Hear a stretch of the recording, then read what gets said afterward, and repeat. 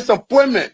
Now the vice president often tell me, since he got a seat as vice president, how many persons have I recommended in this government to serve in the government as presidential appointee? 0. Every appointment in Nimba County was done by him. He and I would discuss something as a brother. To implement it, you will bypass me and do different things. I don't talk on it. Now you need to see us. The thing we saw, it frustrates us. So why can't you lie? Why can't you steal? Why can't you allow the citizens to be? You see, we just tell you that why we voted you. But you fool us, you screw us, you use us and later on abuse us. So why? The government should lie. Why? But that's the question that we ask. The good person in our whole United Party that President Bouaka. You want to say that again? The only person that appreciate good among all the United Party for that President Bouaka. The rest are ungrateful. The right, they use you and dumb you. But President Bouaka, if all of them were thinking the President Bouaka and behaving the President Bouaka, United Party will have another chance in 2029. Just for now, they do not regard people that help them.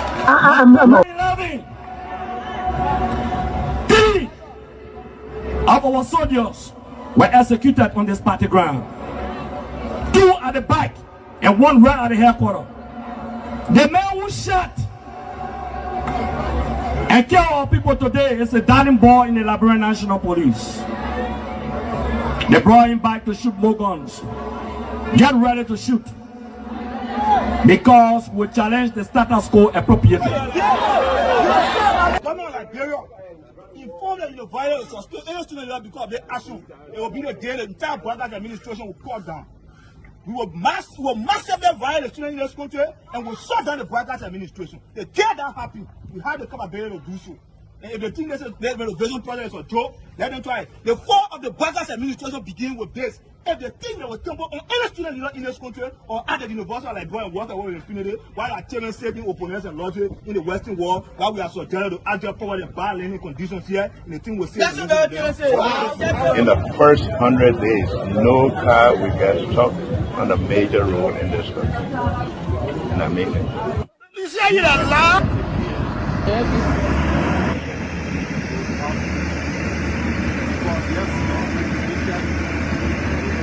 It's going down. First floor. There you have it. That led to decades of war still run deep. But so too does the longing for reconciliation. A reconciliation defined not by political bargaining or by an artificial balance of power by tribe, region, religion, or ethnicity, but by the equality of opportunity and a better future for all Liberians. Bouaka can lie, the government, all the ministers in the government, they can lie. They don't put all hustler, they put a hustler, they lie. Everything they say, they never say the truth. Today, the supporters of His Excellency Joseph Bouaka presents him as a poor man from Lofa, and I said that he will understand the plight of the poor people. Fellow Liberians, do not be fooled. First President Bouaka is not poor like you, not even as me. As Vice President, his office received more money from the government budget than any other Vice President has received in Liberia's history. He has enjoyed some of the best and most lucrative government jobs. First of all, there's this, what I call sort of vicious lie about the fact that Mr. Kobe is gay or bring gay lifestyle to Liberia. It's complete bullshit. When people can accuse you of stealing people's money, when they can accuse you of being involved in war, anything, people don't make up stuff. They don't make up shit. Excuse my language, right? So it's complete nonsense. I'm married, 8 Teresa, 2 children, 5 grandchildren. I believe in traditional family values, so it's complete bullshit, complete nonsense. Young man, vice president, young man that are vice president, the major stole 500,000. I mean, Jamaica, the major went to, I forget that Jamaica, the majors went to Ghana, the fit, and they may bring it all company in the country. I mean, Kun, they can't reach yourself. Kun, man, you know, Kun, but I want to sophisticated, quiet, hardcore rule in Labro. But Labro, when 2029 come and pass, then you finally leave. Mission is completed. Now, what the rules of engagement? When the war ended, the guy said, the captain, the commander said, mission complete. There wounded outwards, all men on board. Everywhere there is no school, I'll put school. And everywhere there is school and school in bad condition, I'll renovate it. I told them, towns and villages, everywhere you will have lights in a town for children to play and people to see. I told them, every town will have safe drinking water. Charles Taylor is the problem. He will be out of here in the twinkle of an eye. And I say, let well-meaning Liberians come home. If we respect this constitution, a government formed in Accra is a violation of Article 1 of the Constitution. Let them come home. Let that government be formed in Monrovia. The government that capital road, small, B road, all kinds of the place. I think the reason Joseph Boakai will not do much because the old man, the papa is suffering. The papa loves the country, but he can't make it. The criminal there around him, they sophisticated than him. They are sophisticated criminals, so they can't make it. Your league Costa, God know how to pay people. It's just simple. Costa that accused everybody here but himself. Everybody, Joe, we join, we kill Joe, he killed Joseph Boakai. Boakai still living. Joe, no, you leave better. He made me senator. He almost made Joseph Boakai president until he screwed up. We gave God the glory. Yeah. Well, Boakai, when he screwed, he said, oh, we don't want to make sure we fought for him to be reconciled with the president. And then the people who fought for him. Look, your league Costa, you will come. And Costa was in a podcast, he said, they don't been calling me. Okay. The time you were calling me for me to kind of Boakai, did I put it on radio? That immaturity to do what he talking about. And I guarantee you, when we finish, there will not be a winner or the loser. Today we all wear the jersey of Liberia, and the victory belongs to the people, to the peace and to our democracy. As we begin to build upon the foundation of this new Liberia, I, George Seleke Kromah, the new president, will first give thanks and praises to the Almighty God for the blessing He has bestowed upon our country. And I say, my people, thank you, When you elect on 85 irresponsible men, what happened to the country? We elect on 85 irresponsible men to govern this country, not to be very irresponsible.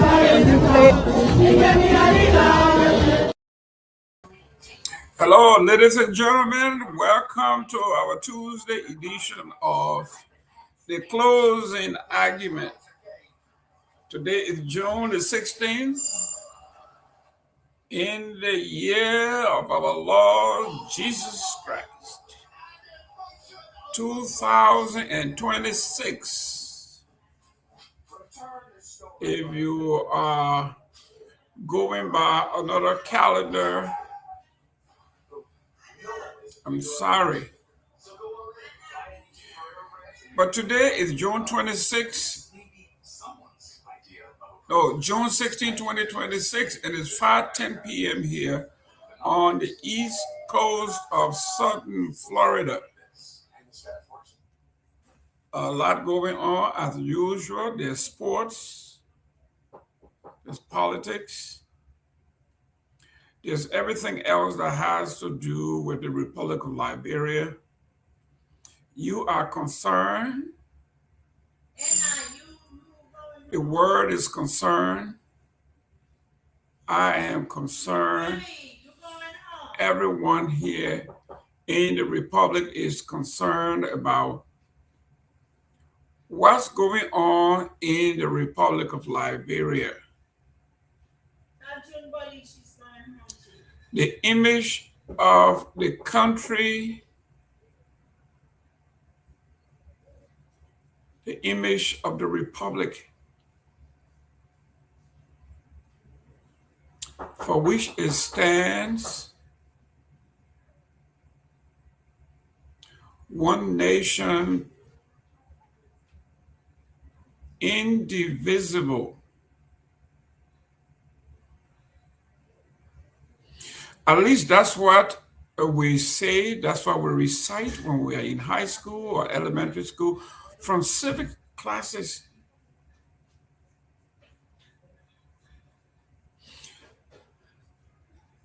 So if anything has to do with the Republic, it should concern all of us. It should concern everyone.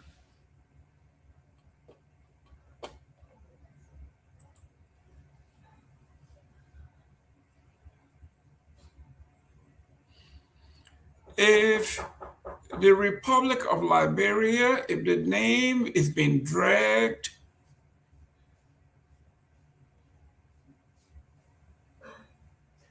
in the media, if the name of Liberia is being mentioned,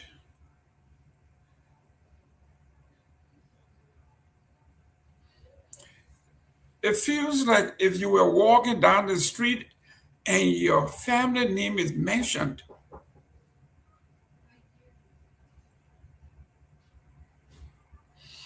in a derogatory way, or if it's not flattering,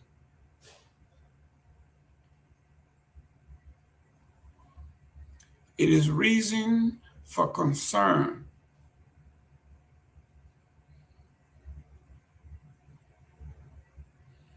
We are saying the Republic of Liberia's name is being dragged in the mud. And what makes this concerning is that we have been either exposed for who we are,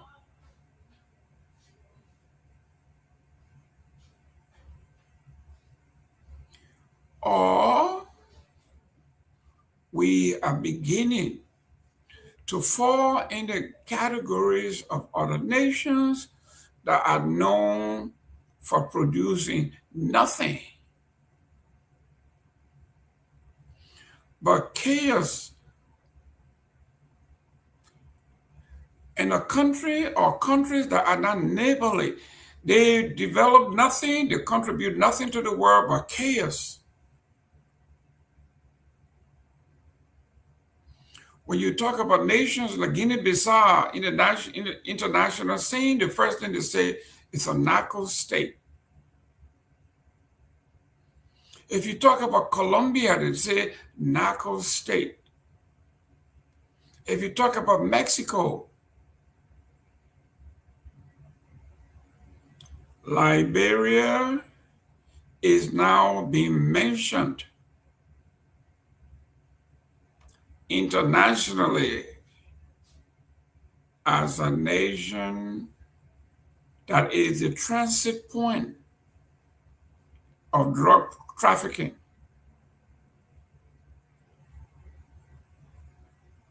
There are national, international papers, journalists, people with interest in what's happening in Liberia are now saying, some are saying, yes, like this is a $19 million or $50 million drug bust.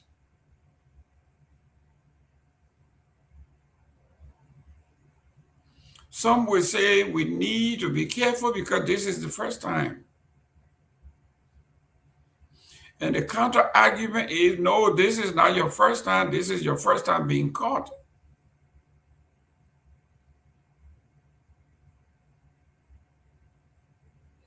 The Sahara paper is saying, in fact, the figure being reported in Liberia as 19 point something million is totally false. The actual number is $50 million.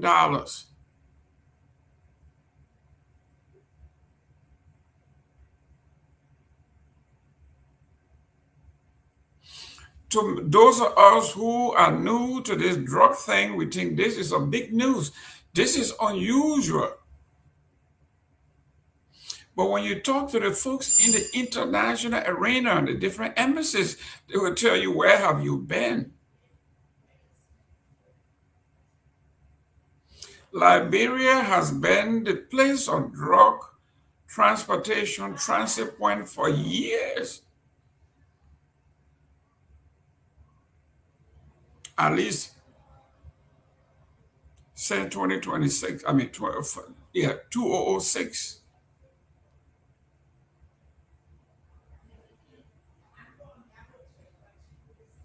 We heard about child soldiers being using drugs. Those were drugs that were imported for children. But it was not commercial, it was not internationally distributed. After the elections in 2005, 2006, we began to transport drugs on a commercial level, industrial level. We are now transporting drugs by the boatload, pallet load, labeled diplomatic.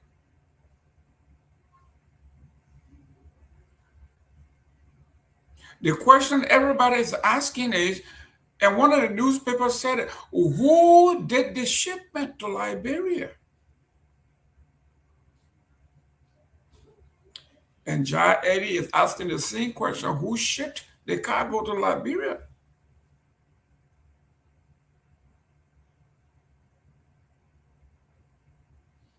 To those of us on the outside, we think this may be something new.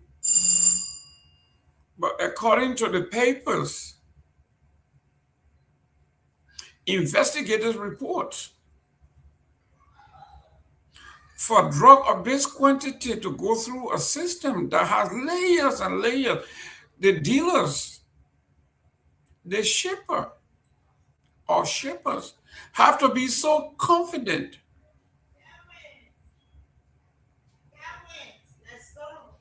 that there's nothing in Liberia they cannot penetrate. From airport security, warehouse managers, logistic managers, security clearance, storage, weighing, packaging, all. It doesn't sound like people who are novices. It doesn't sound like people who have never done this before. These are confident people who have a network. One of the newspapers said, operation of this magnitude doesn't just stop at the airport.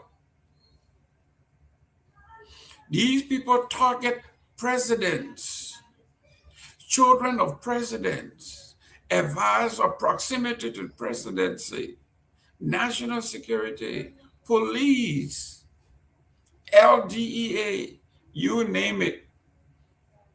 That's what the paper said. Everybody gets a cut.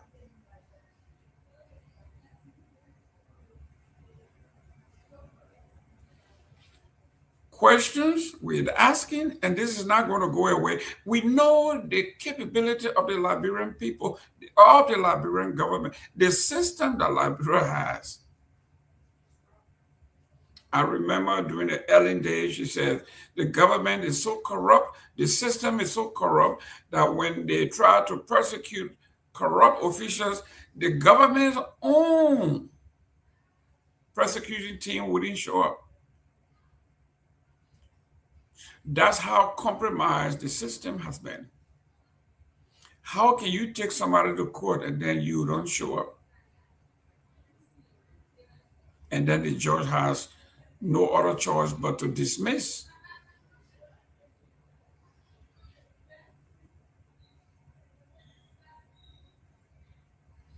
So somebody I spoke to today from one of the embassies in Monrovia said, Jerome, laid off, you're wasting your time. This predates you and it's going to be here. It is embedded into the system.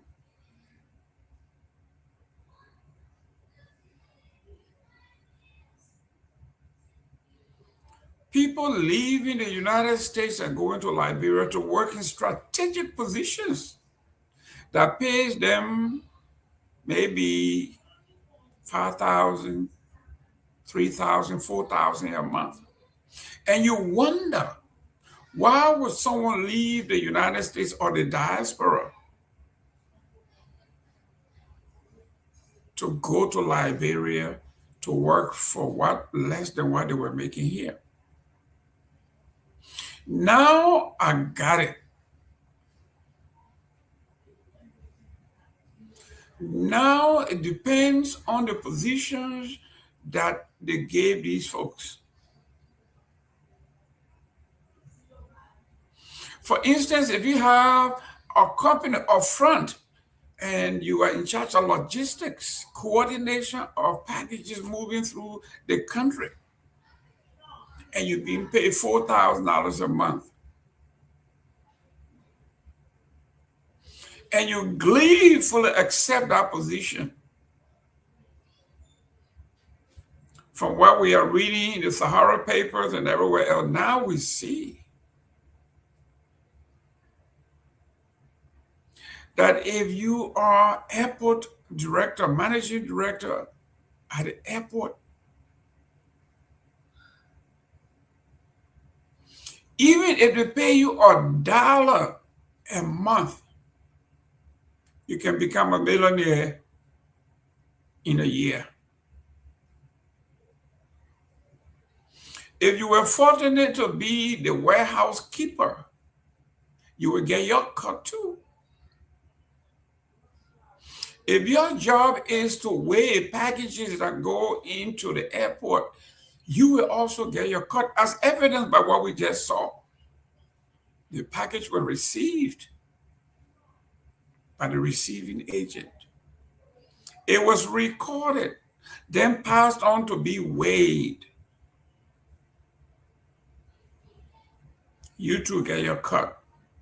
And if you are a security that will escort, you too get your cut, because your boss has told you to escort this package to the warehouse. You too will get your cut. The boss man that's making the call, he getting the biggest cut. And his boss getting a cut. And his boss getting a cut. So the Sahara paper is saying it's actually $50 million, but after everybody got their cut, it was down to $19, $20 million.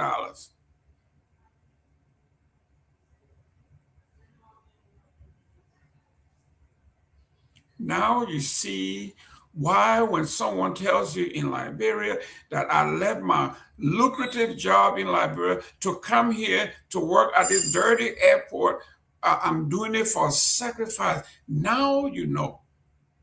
There's a young lady that has a video say, if you didn't know, now you know. It makes no sense that somebody who has a $2,000-3,000 mortgage here in the United States, have 3 children, have a wife, has car notes, have mortgages to pay, has all the expenses to pay, will leave it here and go to Liberia to work for $4,000 a month.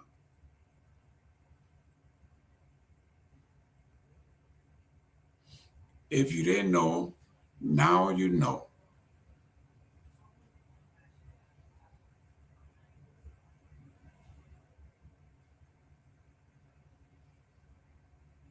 And I keep saying this every time I go to Liberia when I'm boarding.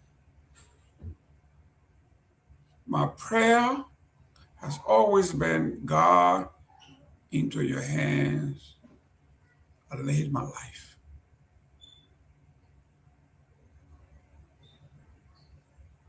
Because I am not sure what has made it on our way to the airport, what has made it onto that plane, who has made it onto the flight, what has made it into cargo. Nobody knows, because the system is so corrupt that you don't know what is in the cargo of that plane. If you have cash in Liberia, everything goes. Like one of our folks here says, it is cash. I think it is Flex Electronics. I say, it is cash that spins and oils the wheels.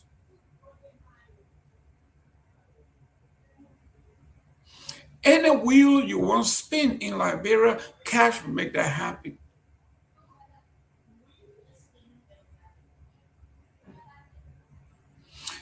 So when you are getting on the plane in Liberia, you just don't know what is on that plane or who's on that plane with you.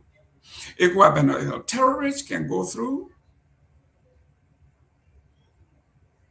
As evident by this package, one of the most reputable airlines in the world, Air Brussels.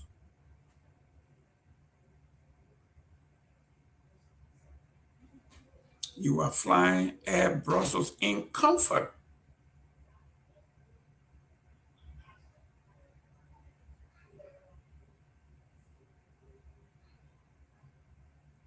You just don't know.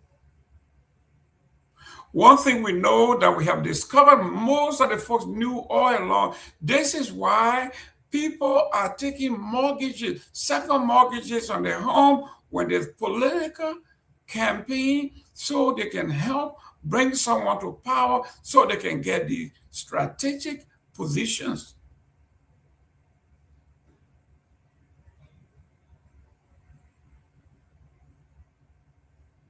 It is not what's written on paper.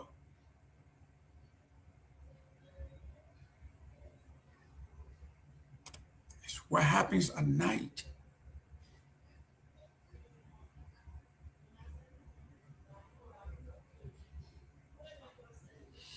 This is a wake-up call to those of you who didn't know.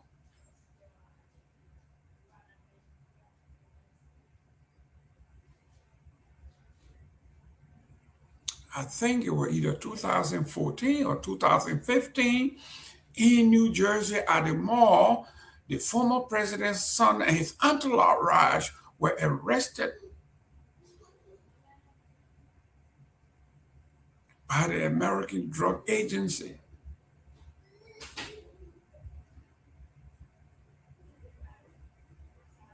And everybody was wondering, why will the president's son, who is the director of NSA,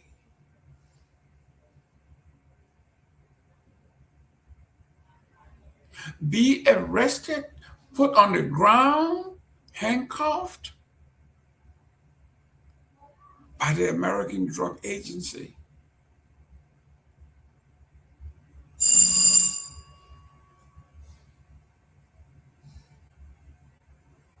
Now we know why they are flocking to Liberia when government changes, why they are there getting jobs, fighting for jobs, killing each other for jobs.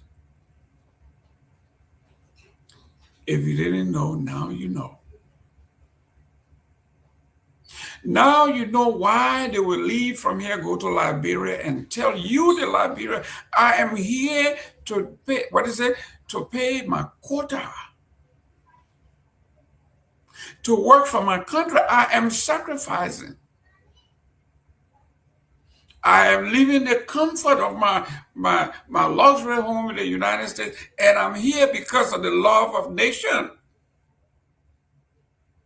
The love of country. I am a true patriot.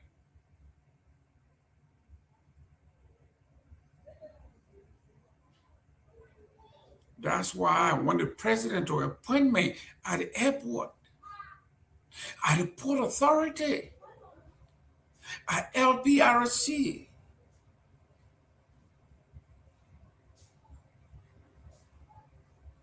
I want to be city mayor.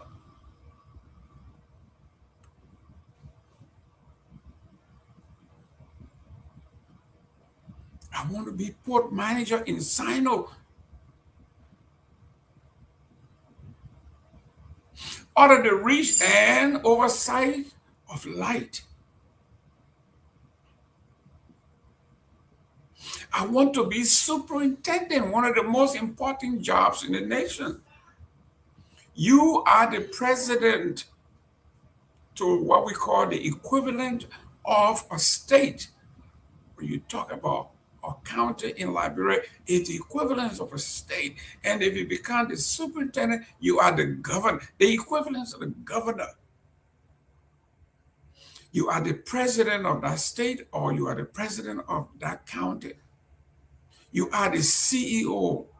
All corporations, every concessionaire in that country reports to you. When the president is coming to the country, before he comes, he calls upon you, telling you, get everything ready, I am coming.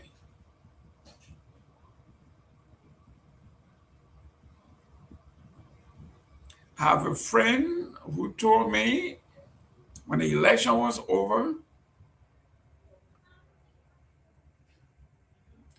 he said, everybody is fighting to be minister. Everybody is fighting to be director. Everybody is fighting to be.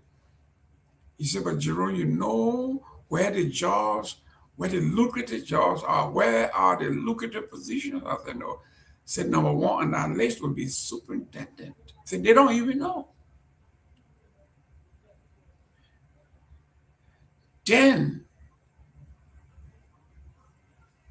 the enterprise agencies, LPRC, Maritime, you name it, those are the agencies.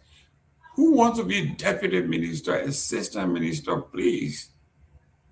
She said, I did not put my whole life on the line and my entire life savings to support this president to be assistant minister or deputy minister. Nope.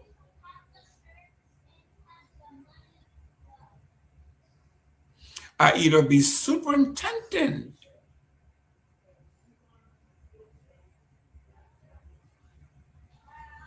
or director proper at LPRC,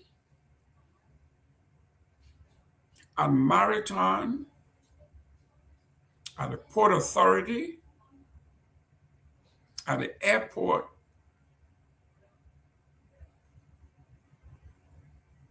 NOCAR, NASCAR.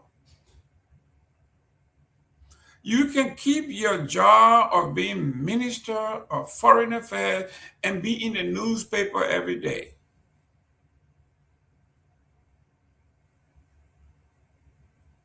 That's not what they want. Who wants to be Minister of Information? Who wants, in a right mind, will want to be ambassador with our portfolio?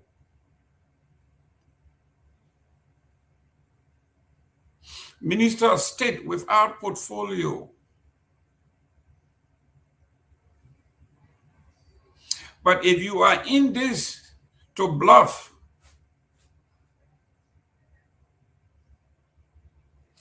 remember those positions usually go to guys who are local.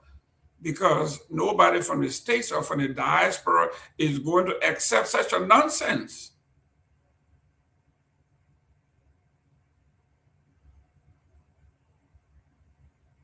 Ambassador at large without portfolio. Basically, you are a water boy for the president. Wherever he wants to send you, he sends you. Nobody found out the hard way than Sheikh Kuyate. Sheikh Kuyate is very braggadocious. He likes to brag. Sometimes he thinks he's Martin Luther King, trying to mimic the Mandingo Liberian accent with his Siri. Attempting to speak Siri. Got this position and he was all over the place. They didn't know what it meant, only to be told later on that you are not actually being paid. We give you small things every month, but we gave you a beautiful office. And he's all over the place with his office, telling people, showing people, he's saluting, pictures on the wall. While his colleagues in other positions are getting paid by the millions illegally. He spends his own money, Sheikh spends his own money, he travels on his own, because for him, the title meant more. But if you are from the diaspora and you know what it means to actually produce and pay your bills on time, you will know that title means very little. At the end of the month, the bills are due and you have to pay. And if you have a home in Liberia and have another home in the United States, you tell me how you could maintain both families, both homes on $4,000 or $5,000 a month, when your mortgage here is close to $4,000 a month.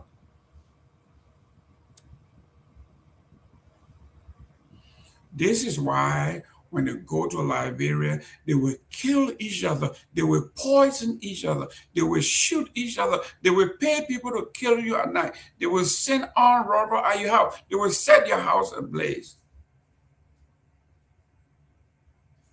Because for them, this is a means to an end.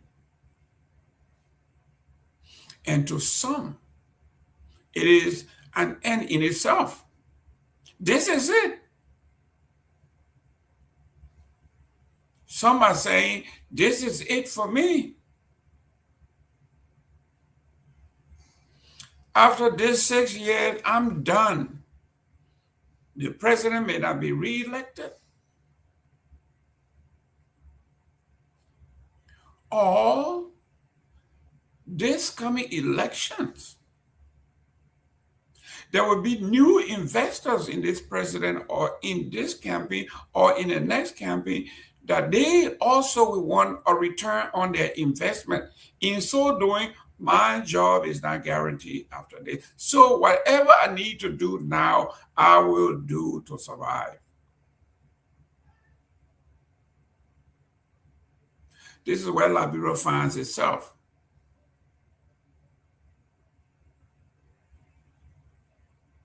The Liberian people are not stupid. President Boykai, the administration, whoever, you can say all you want that they should give you time to investigate. It may take 6 months or a year, maybe 2 years, or someone said, don't worry, Mr. Gayman, this investigation will outlive the president maybe 2029, 2030 before, because we have to go all over the world to find who did this.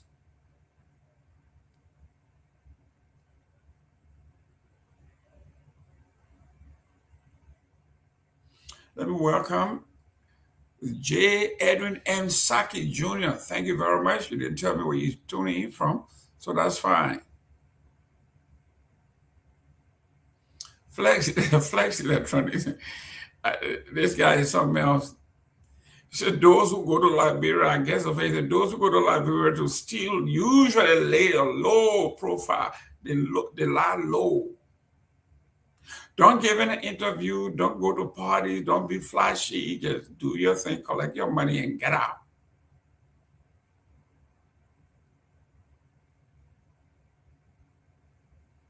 Flex Electronics, thank you very much. Emmanuel Bro, the great Emmanuel Bro from the city of Minneapolis. Thank you for tuning in. Yes, this is premium. This is premium. We are talking politics, premium politics. Ashford is King Ashford right. Thank you very much for tuning in. We are talking premium.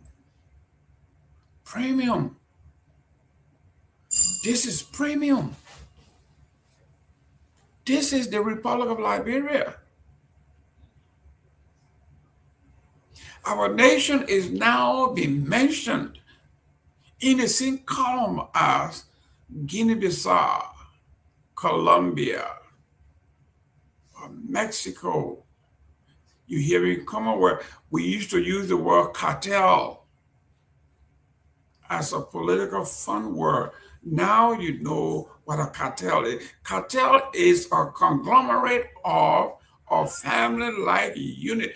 People who got different interests from different persuasions come together with one primary objective: to get rich fast.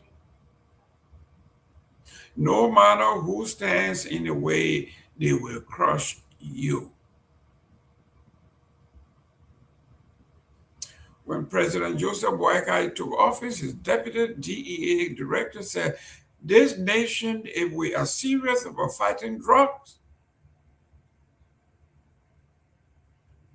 I can categorically tell you that based on my information and data, the drug trade has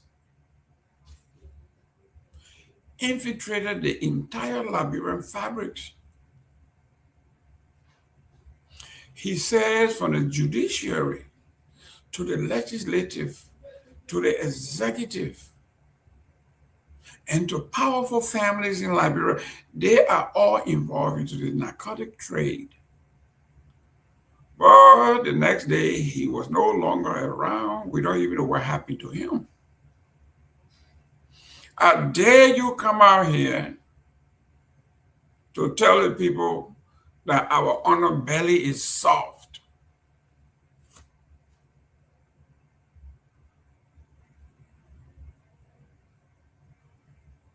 You can't do that and remain in the employ of the executive. But wherever he is,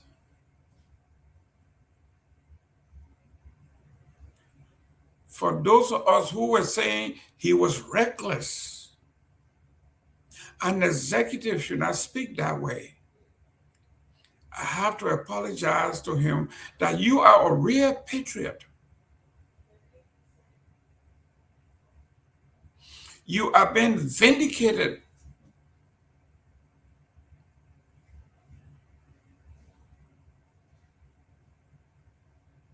You know, in the 80s when Maradona and when he was playing for Argentina, and Argentina, I'm watching the screen here, they're about to play.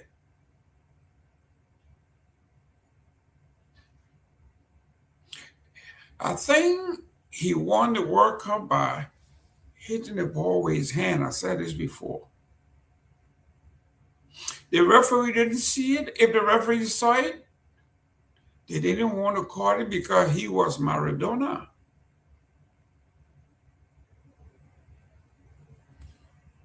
When they asked him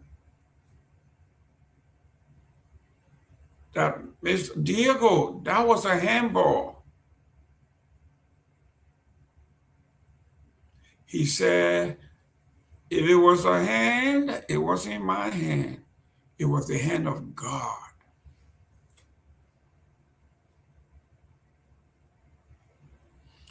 Where Liberia is today,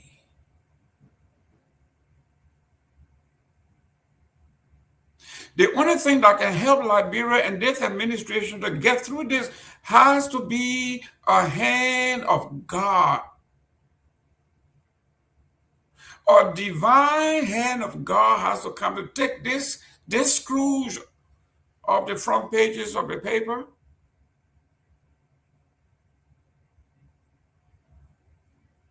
out of the news media. They are hoping that after a day or two, it will die down, but for some reason, this story is not dying. It will take a hand of God to come and rescue this government. These evil people killing our children and children of other nations.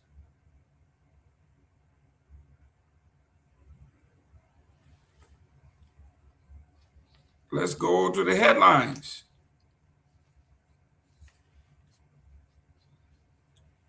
Before we go to the headline, let's talk a little World Cup here. The first game today was between Senegal and France.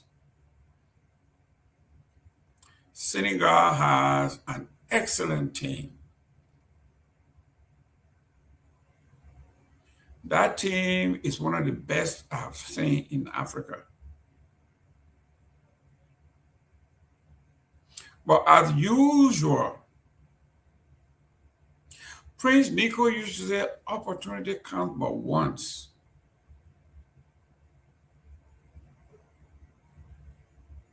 When you have a chance to score your goals, your opportunities are there, you take advantage of it. Senegal kept missing goals after goals after goals after goals. When France got their chance, they made good use of it. 2-0. Senegal had, well, 3-1, finally.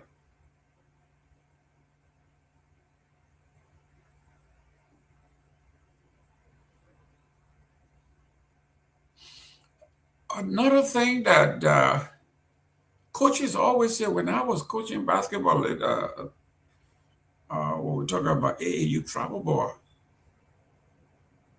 the most vulnerable time on the defense is when someone shoots that 3 points and they go in and the whole crowd goes crazy. It's the most vulnerable time on defense. Why? Because you are into your frenzy and forgetting to get back.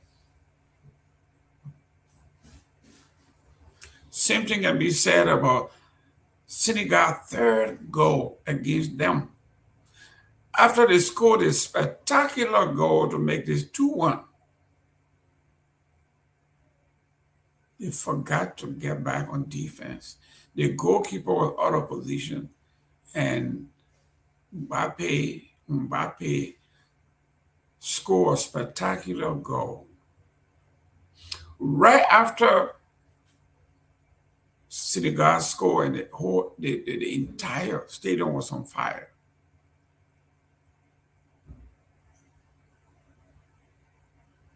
That's why the coach always said, if you're playing basketball in the NBA, it's all 48 minutes.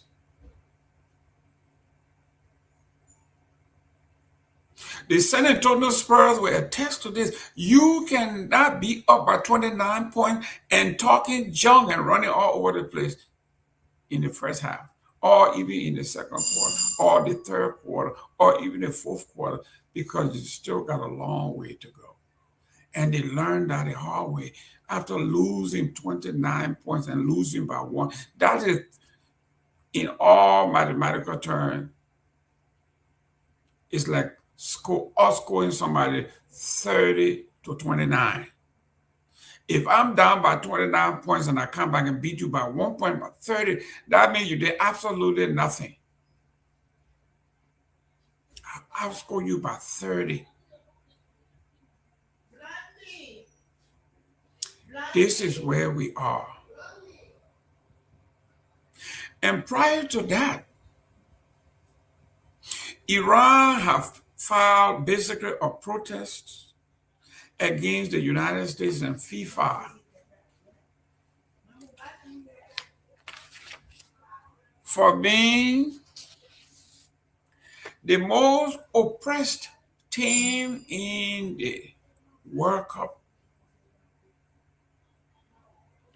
After their 2-2 draw, they wanted to go into the U.S. to relax, go into the hotel, maybe take a shower, warm shower, get dinner to eat, meet some folks, because California has the largest Iranian population outside of Iran.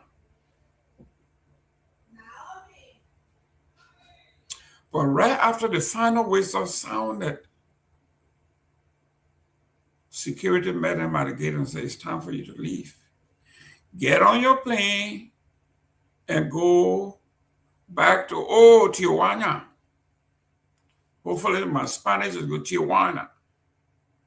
In Mexico, go back where you came from. It is good in Mexico. Go to Mexico. You can take baths, you can eat, you can relax and watch the movie there, but not on our soil. And they are asking for permission, they are asking for sympathy to stay in these United States to actually enjoy the World Cup. And the American government said, you remember that Iran, you kept burning the United States flag. You said, United States is the biggest Satan, the greatest Satan, down with America, destroy America, kill America.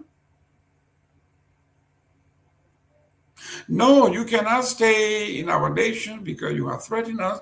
We do not have any confidence whether you are not going to carry out your threat.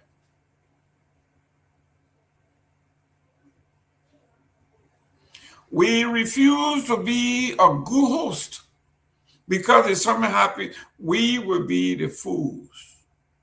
Because you told us in advance, down with America, down with Satan. You burn our flag and you want to kill us.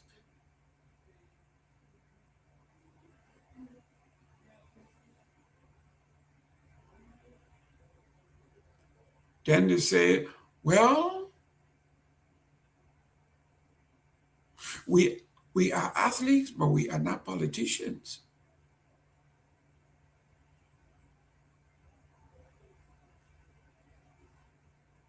The government says you have an Iranian passport issued by the Iranian government.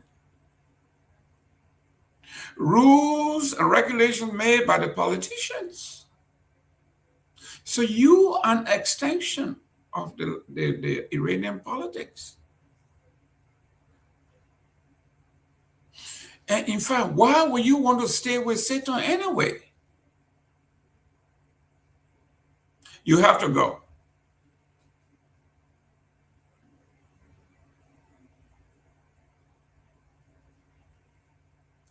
They were made to get on a plane and take the 2-hour flight to Tijuana.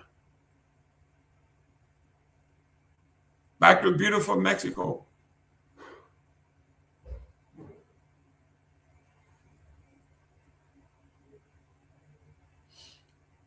This is what we say the tongue is sharper than a sword, mightier than a bullet. Watch what you say, what you preach.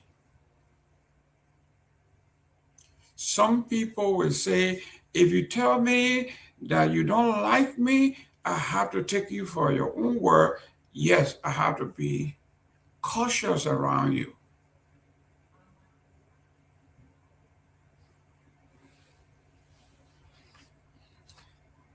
In other sports news, Tunisia sacked Lamarchi just one game into the World Cup.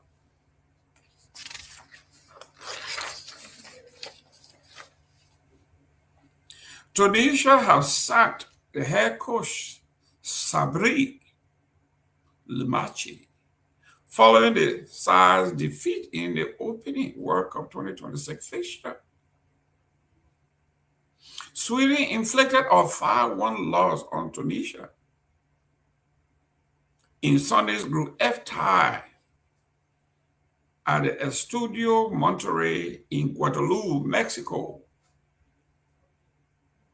Reports afterwards suggested Lamarchi had been immediately sacked, but sources told BBC Sports that the 54-year-old took training on Monday. However, the Tunisian Football Association has now confirmed that the Frenchman's contract has been terminated by a mutual agreement. Former Morocco and Saudi Arabia manager Javi Ranier has been appointed head coach of the side until the end of this tournament.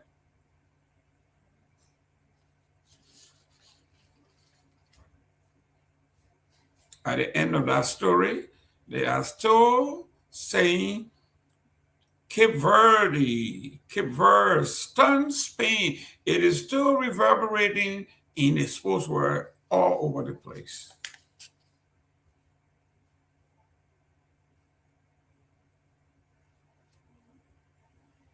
After a poor start during the 1998 World Cup campaign, when the side failed to win either of their first two games, the manager for Tunisia was also sacked.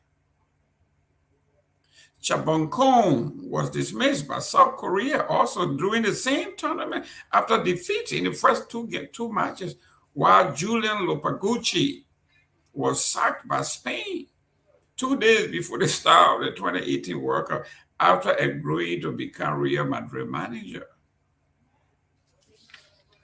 But this is the first time a manager has lost his job after just one World Cup game. And it brings to an end Lamarchi's 5-month stay in charge of Tunisia. Speaking after the defeat in Sweden, Lamarchi said loss was painful. Starting competition with this bad of a loss is indeed difficult, he said. We made too many mistakes, and this is not something that we can do. We are shooting ourselves in the foot. We are hurting ourselves, he says. Lamarchi won just one of his 5 games as Tunisia head coach and a 1-0 victory over Haiti in the first game in charge. In the 2 warm-up games for the World Cup earlier this month, they lost 1-0 to Austria before suffering a 5-0 thrashing at Belgium. Tunisia faced Japan and the Netherlands in our remaining group fixture. My friend, this is sports. It is not who knows you or who you are connected to. This is real performance review.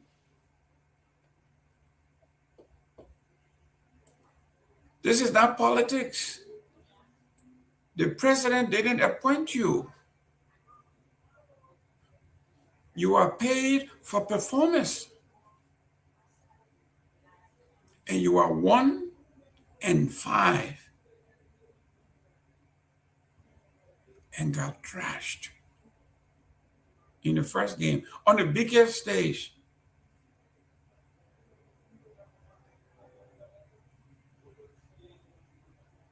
Roberta Riches, welcome. I don't know where you're tuning in from, but thank you for tuning in.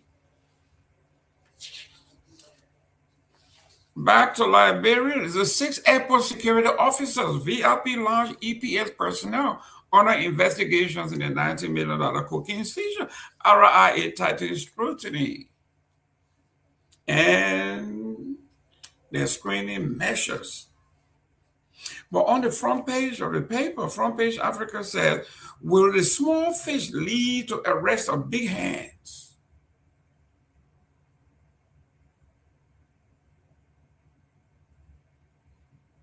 Who are going to take the hit? Who will become the fall guy or fall girls in this big hand, or may I say big hands?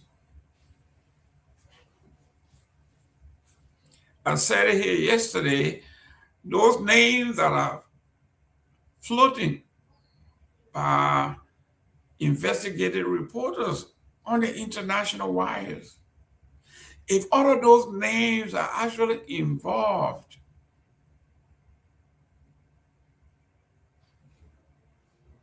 the government will be no more.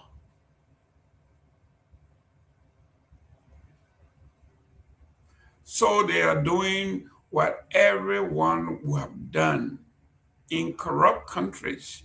You look for the little guys and they become the fall guy. You grab them, you slam them to the floor, you cuff them, you put them in a pickup truck and let everybody look, let every camera is they're flashing and they're taking the picture. And you take these guys and you say, we got him. We got the criminals.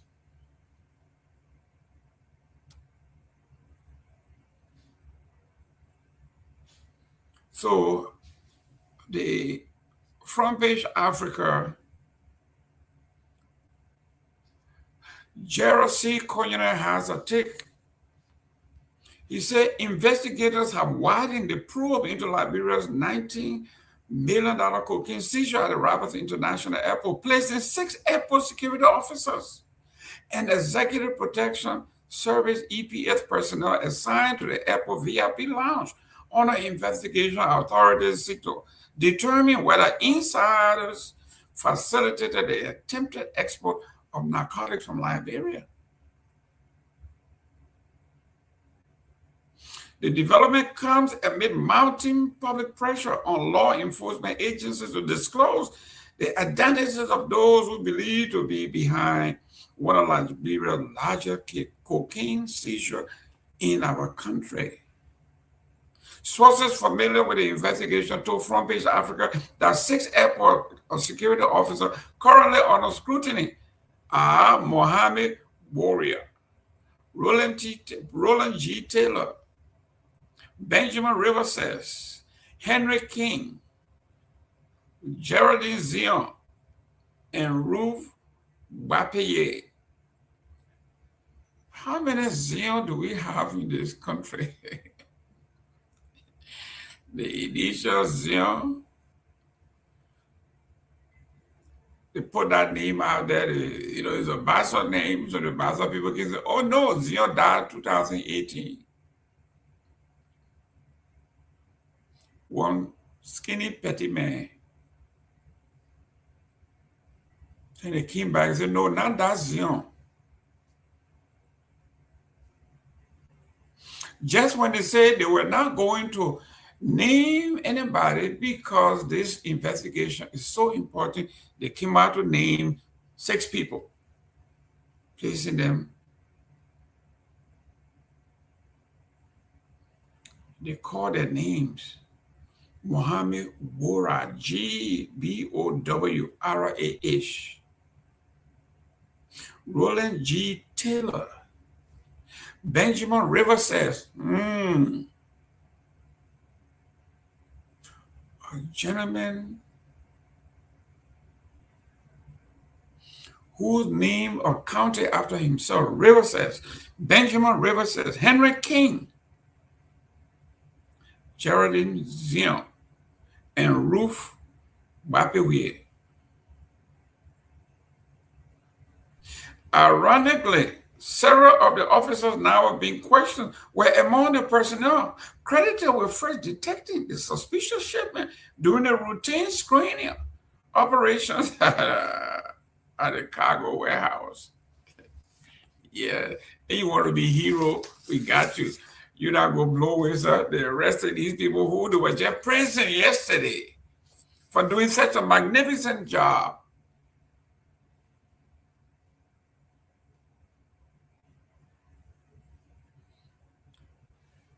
Front Page Africa has also learned that all executive protection services personnel assigned to the VIP lounge at Rabat International Airport have been recalled for questioning as part of the broader investigation. The EPS unit is responsible for providing security services to senior government officials, diplomats, and other VIP travelers. Sources say investigators are examining whether any restricted access area VIP channel or special clearance procedure was used in connection with the attempted export of the cocaine. Authorities have not announced any arrests involving airport security officials or EPS personnel, emphasizing that those being questioned remain subject of an ongoing investigation.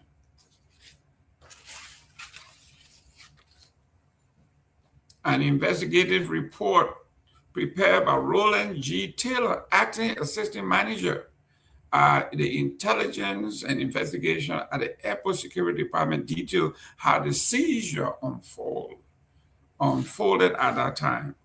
According to the report on June 5th, the airport security officers screening cargo detained for an SM Brussels airline flight observed abnormality involving 6 boxes presented for export. The report states that the officers, Ruth Pewee, who was operating the X-ray machine, noticed that the images appearing on the monitor were usually dense and inconsistent with the content declared on the cargo manifest. The suspicious image triggered a request for a physical inspection. However, because the consignor representative was not present and the shipment was not scheduled to depart that day, the examination was postponed until June 7th. When security personnel eventually opened the shipment, in the presence of consignor representative, they discovered a white powdery substance concealed inside the cargo. The content appears significantly different from what had been declared on the shipping document. The discovery prompted consultation among airport security officials, intelligence personnel, and cargo supervisors before the Liberian Drug Enforcement, LDEA, was notified.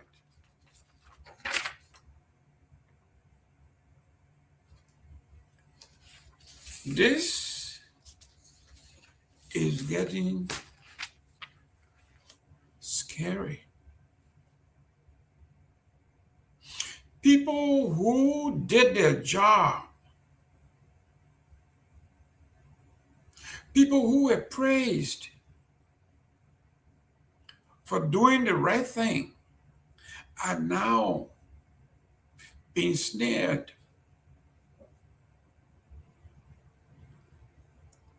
It's like the old detective story.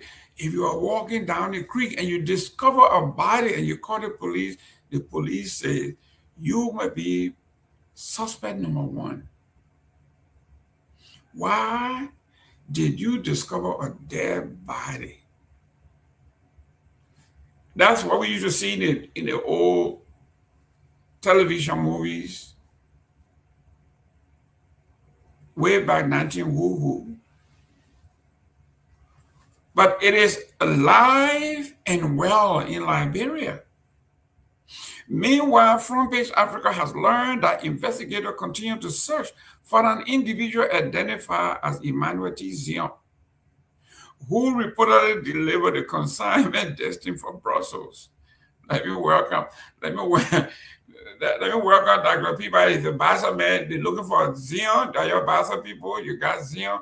So Zion people show up yesterday and say Zion. But they got Zion from another era too. They got Zion from a grandchildren too. Okay. Well, this Zion picture they show, the parents show us that Zion died in 2018.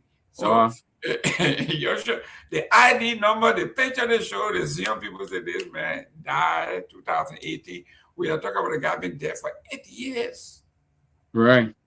Oh, there go Robert Garguah, a nephew or cousin of Zion. Robert Zion, your brother, all the brother people showing up.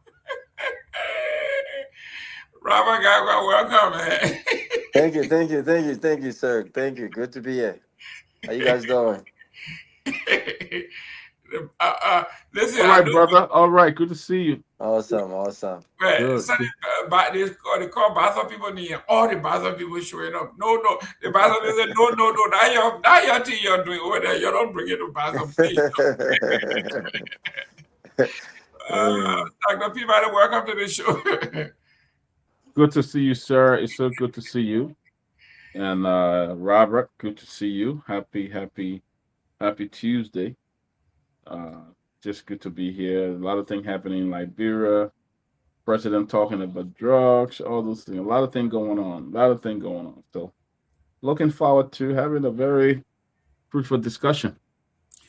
You know, Robert, I'm here watching the game, Norway and Iraq. And I'm looking at it, it's muted. But I wonder, as much as we try, like daily, right? I go on all the newspapers. I go on their web pages. I go to the website. I go to the Facebook page. Then I go to all the chat room and see what's trending. And I'm looking for something to say that would knock this kind of news.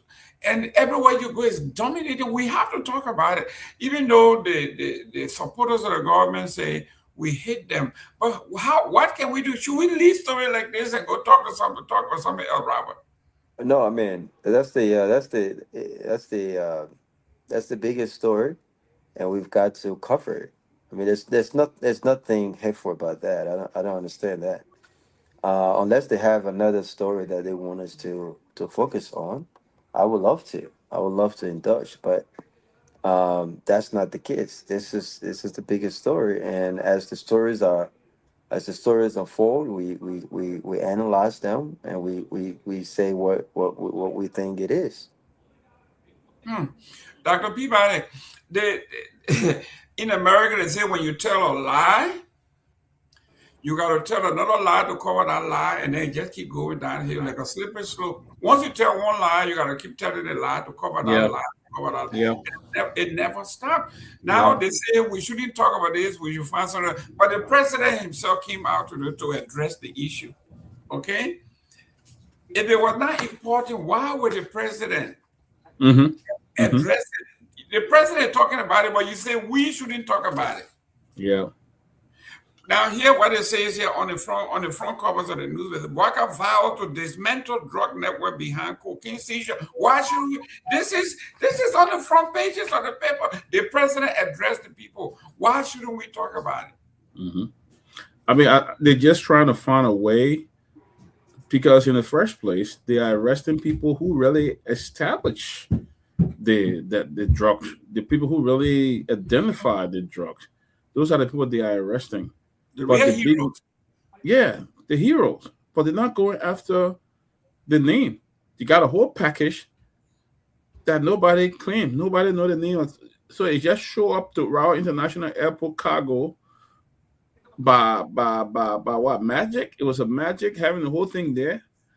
They know what they are doing. They arrested people that actually identify the drugs and say they're on an investigation, but the big hands involved has not been arrested or have not been identified, So what all they're trying to do is to bring up excuses, is they're trying to, Liberian people forget very fast. So they're trying to do things, and after some time, the case will die and nothing will become on it. But I enjoy a group who protested yesterday at the U.S. Embassy, calling on the government to really produce those involved and arrest them and begin to persecute them. So this is becoming very interesting. But they just bring excuses. The justice minister say, "Oh, nobody will talk." And next time they will not disclose the amount of drugs and all kind of stuff they're talking about. So I think it's sad because like this guy said, I agree. They have not even arrested one person, but you're arresting the very people who identify the drug. That's what you get for trying to be a hero. Our team we've been doing here for ages. You're not kind. You're not support the whole thing. Yeah. And now we teach you. Now That you victim for being hero. yeah. That's what, that's what the people say. There is no hero alive. You have to die to be a hero. So these people coming to die. All 6 of them. The lady who weighed the stuff and say who weighed, not weighed, but the lady who did the X-ray. She said on the X-ray, this thing is too thick. It's too opaque. The information on the shipment sheet is not jiving with what's happening here. We have to dig a little deeper. And when they did, she was right. They found it. They found it, Robert. This is this is what we are saying. It is what a country that will punish good deeds. These people should be given. We are talking about be put on the pedestal, be given raises and be promoted. Instead, they are in custody. Yeah, they are being used as scapegoats. And the government understands what they are doing and who they are dealing with. And a bulk of these folks in Liberia in our society are considered nobodies. They are trying to make their own living. They're trying to protect, and this is the reason why good people suffering in Liberia. This is the reason why people are afraid to speak up, because they are thinking about themselves. People don't want to necessarily be heroes or sheroes. People just want to do the right thing. But it seems like in our environment, there are consequences for doing what's right. And there are politicians who come out like the president, make these speeches, understanding that we have a very gullible society that will believe whatever he says. There is absolutely nothing that the president said today that I needed to hear as a Liberian citizen with all of the questions surrounding this drug burst. Absolutely nothing. When he talked about transparency and accountability, and then he talked about the sensitivity of these kids, this is complete BS. This is not the largest drug burst in the Republic of Liberia. Maybe they forgot. It wasn't long ago when under the UA administration there was $100 million drug seizure in Liberia. And what is pissing me off the most is the fact that these very guys did not give that government any chance to investigate. In fact, many of them said, "What is there to investigate?" When individuals were caught with the drug, what is there to investigate? They demanded with under 24 hours the names of those that were caught with the drugs. In fact, they created this narrative that George Weah brought drug to Liberia, and that was part of his operations. We saw what happened. To see these guys in power trying to be diplomatic about this is BS. It's complete bullshit. The president said nothing but bullshit today. Excuse my French, but the reality is the reality. He spoke nonsense. What is this investigation? What is this investigation about? What is this investigation about? And the attorney general is making the justice minister is making it appear as though we are begging him for information. No, sir, we're not begging you for information. We're demanding information on this issue. We're demanding accountability. We're demanding transparency. We don't work at your will and pleasure. You work for us. You work at the will and pleasure of the man that we elected to lead us. The president worked at the will and pleasure of the people of Liberia. When the people of Liberia speak, the president must listen. And so they just cut this nonsense, cut it out.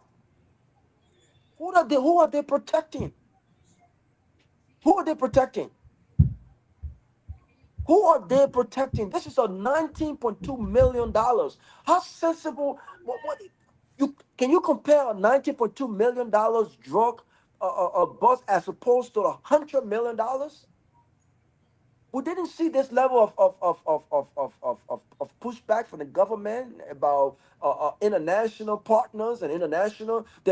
Listen, there is something going on, and I don't want to make allegations, but there is something going on that tells me, Mr. Jerome, that there are higher ups involved in this thing. Mind you, the 100 million drug burst was Liberia bomb. This drug was actually Brussels bomb. It was leaving Liberia. There is an undercover secret drug operation that is in Liberia that involves some really high-profile names in government. And I believe this is what they are trying to protect. I do not believe a single word from the president today. If he meant to reassure Liberians that he was in control of the fight against drugs, well, guess what? I don't think he did himself justice. They will not even discuss this with our lawmakers, the people's representatives. They're demanding behind closed doors. What is this that they're hiding? What is this? What is so difficult to say? Listen, John Paul is a part of this operation, and he was caught. There is no way that a cargo is leaving. The information on the books. They can't tell us that they don't have no information on the books. And I'll close on this note. They're arresting these guys because I believe these guys probably have more information, and they're trying to silence them. Yeah. This is a tactic to keep the mouth shut. This is what they're doing. So I agree with you. The president he didn't do himself justice today. He repeated what all of the other guys been saying on social media. This is not what we want to hear. We want transparency. If you want to fight drugs, then guess what? Expose those who are behind this operation. When Bucket Raw was caught with less than $1,000 worth of marijuana, we saw LDA going live in his home. They made a spectacle out of this guy. And you're protecting someone who is in multi-million-dollar US dollar operation. What is that you're protecting? This is nonsense, man. Dr. Peabody, let me read real quick what the president said here. The President Joseph Boakai has vowed to hunt down and dismantle criminal network behind the record cocaine seizure at Rabat International Airport, ordering a full joint security investigation into one of the largest drug interdiction in Liberian history. In an address to the nation Tuesday evening today, Boakai said authorities seized over about 247.6 kilograms of cocaine with an estimated street value of more than $19 million. He described the seizure as a stark reminder that transnational criminal enterprises continue to view West Africa. You see how he's trying to be slick. Not Liberia now, but he's making it regional. He's making it regional. Yeah. Now, it is not Liberia now. It's the whole thing. So don't look at us. The whole region is suffering, and we are. This is what I keep saying, Dr. Peabody. For those of us who've been in politics for this long and understand the language, we can read between the lines. This is something that was written by the PR firm, okay, for the consumption of the average person who are not going to dig behind what's happening here. Why would you tell us, okay, if you didn't read it closely, it would pass right over your head, thinking, well, this is not just us. We knew this. The reason you came to power was, this is not going to happen on our watch. It's not going to happen. And you had the expertise, the know-how to prevent this from happening. Now, all of a sudden, you say, mining our borders and our airport is challenging. That's your turn. The man came to power and he said he was on zero tolerance when it comes to drug. He went and did a drug test. Yeah, took the he drug made vice president to do drug tests. He made everybody do but we didn't get a result. Yeah, we all got a result. You know, this is just a cover up. I mean, poor Omen Boaka, President Boaka, really don't know what is going on. So those con artists that work with him, they just came up with something to pull up because they're high profile, maybe even family member of the president could be involved. Well, the names that the Sahara paper produced. Yeah. The paper says categorically, Madala Copper, Tenten Boakai, the police chief, the gentleman who is the director of logistics, I think in Hodges or something like that. All of these people, these are members of the executive. Yeah. We're not talking about down here now, we're talking about way up there. Yeah.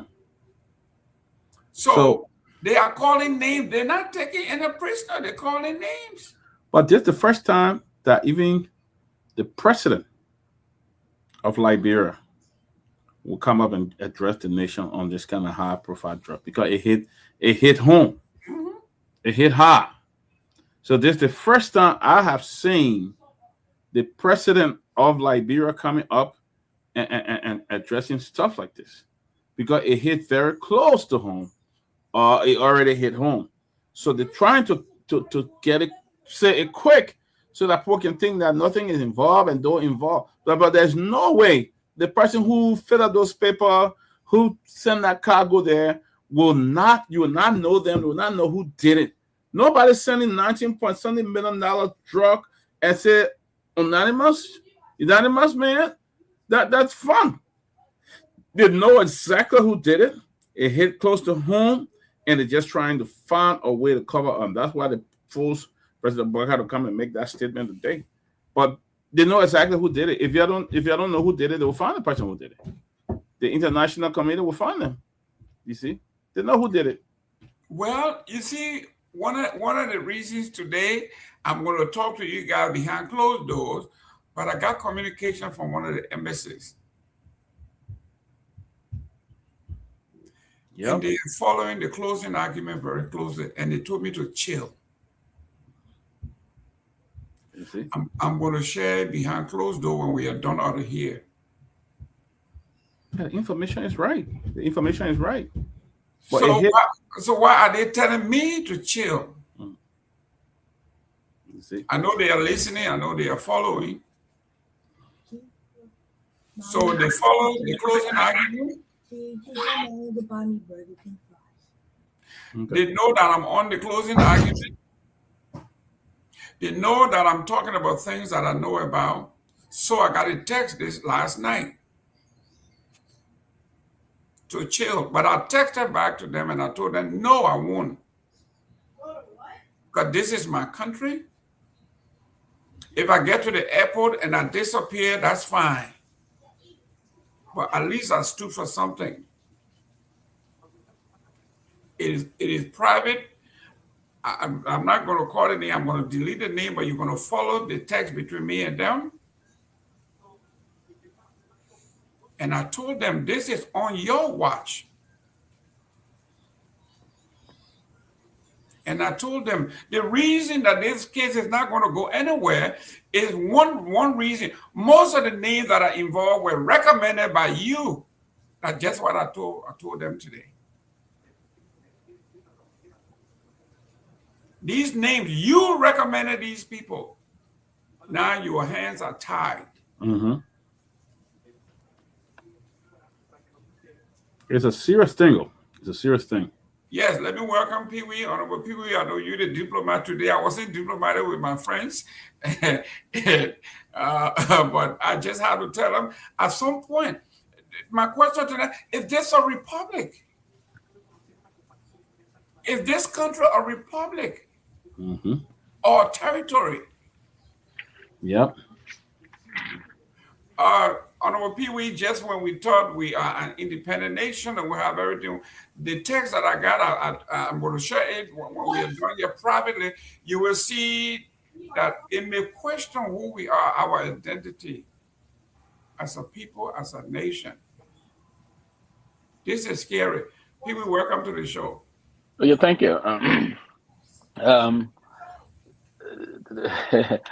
Diplomacy is got its own hard zone in some cases, but more or less the fact that the president is taking this seriously, and let me comment his effort to even speak to the nation on this.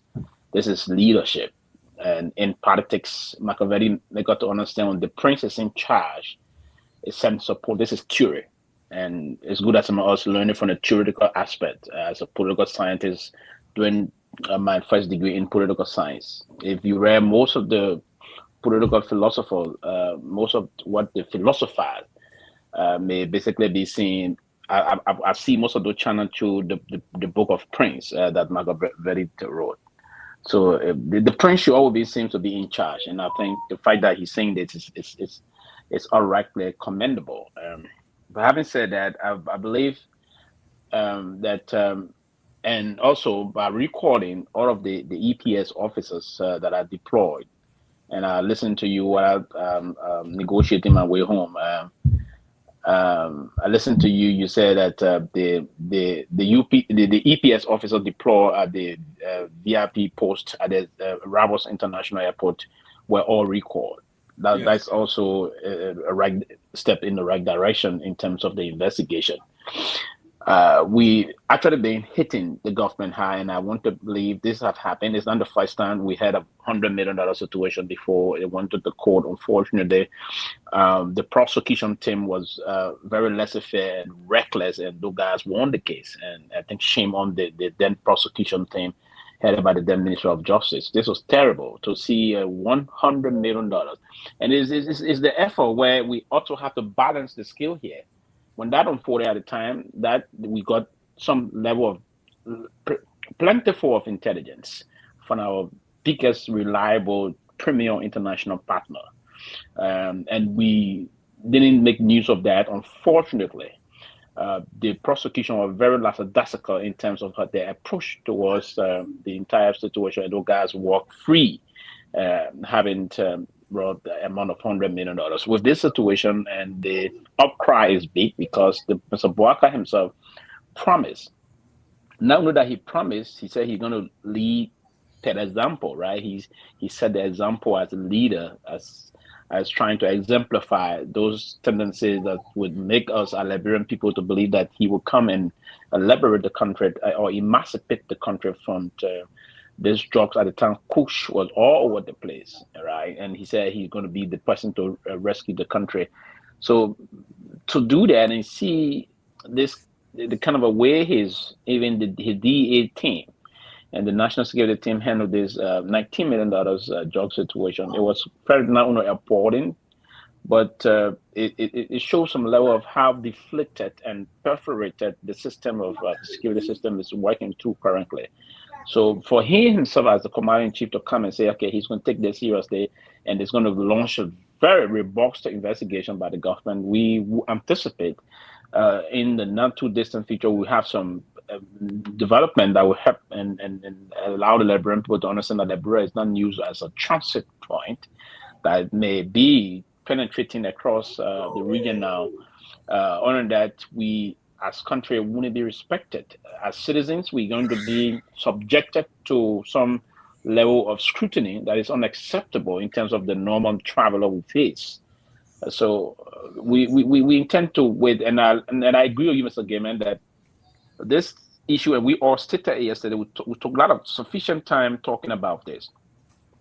This system was not done in isolation. If anyone want to believe that was done in isolation, they are dead wrong.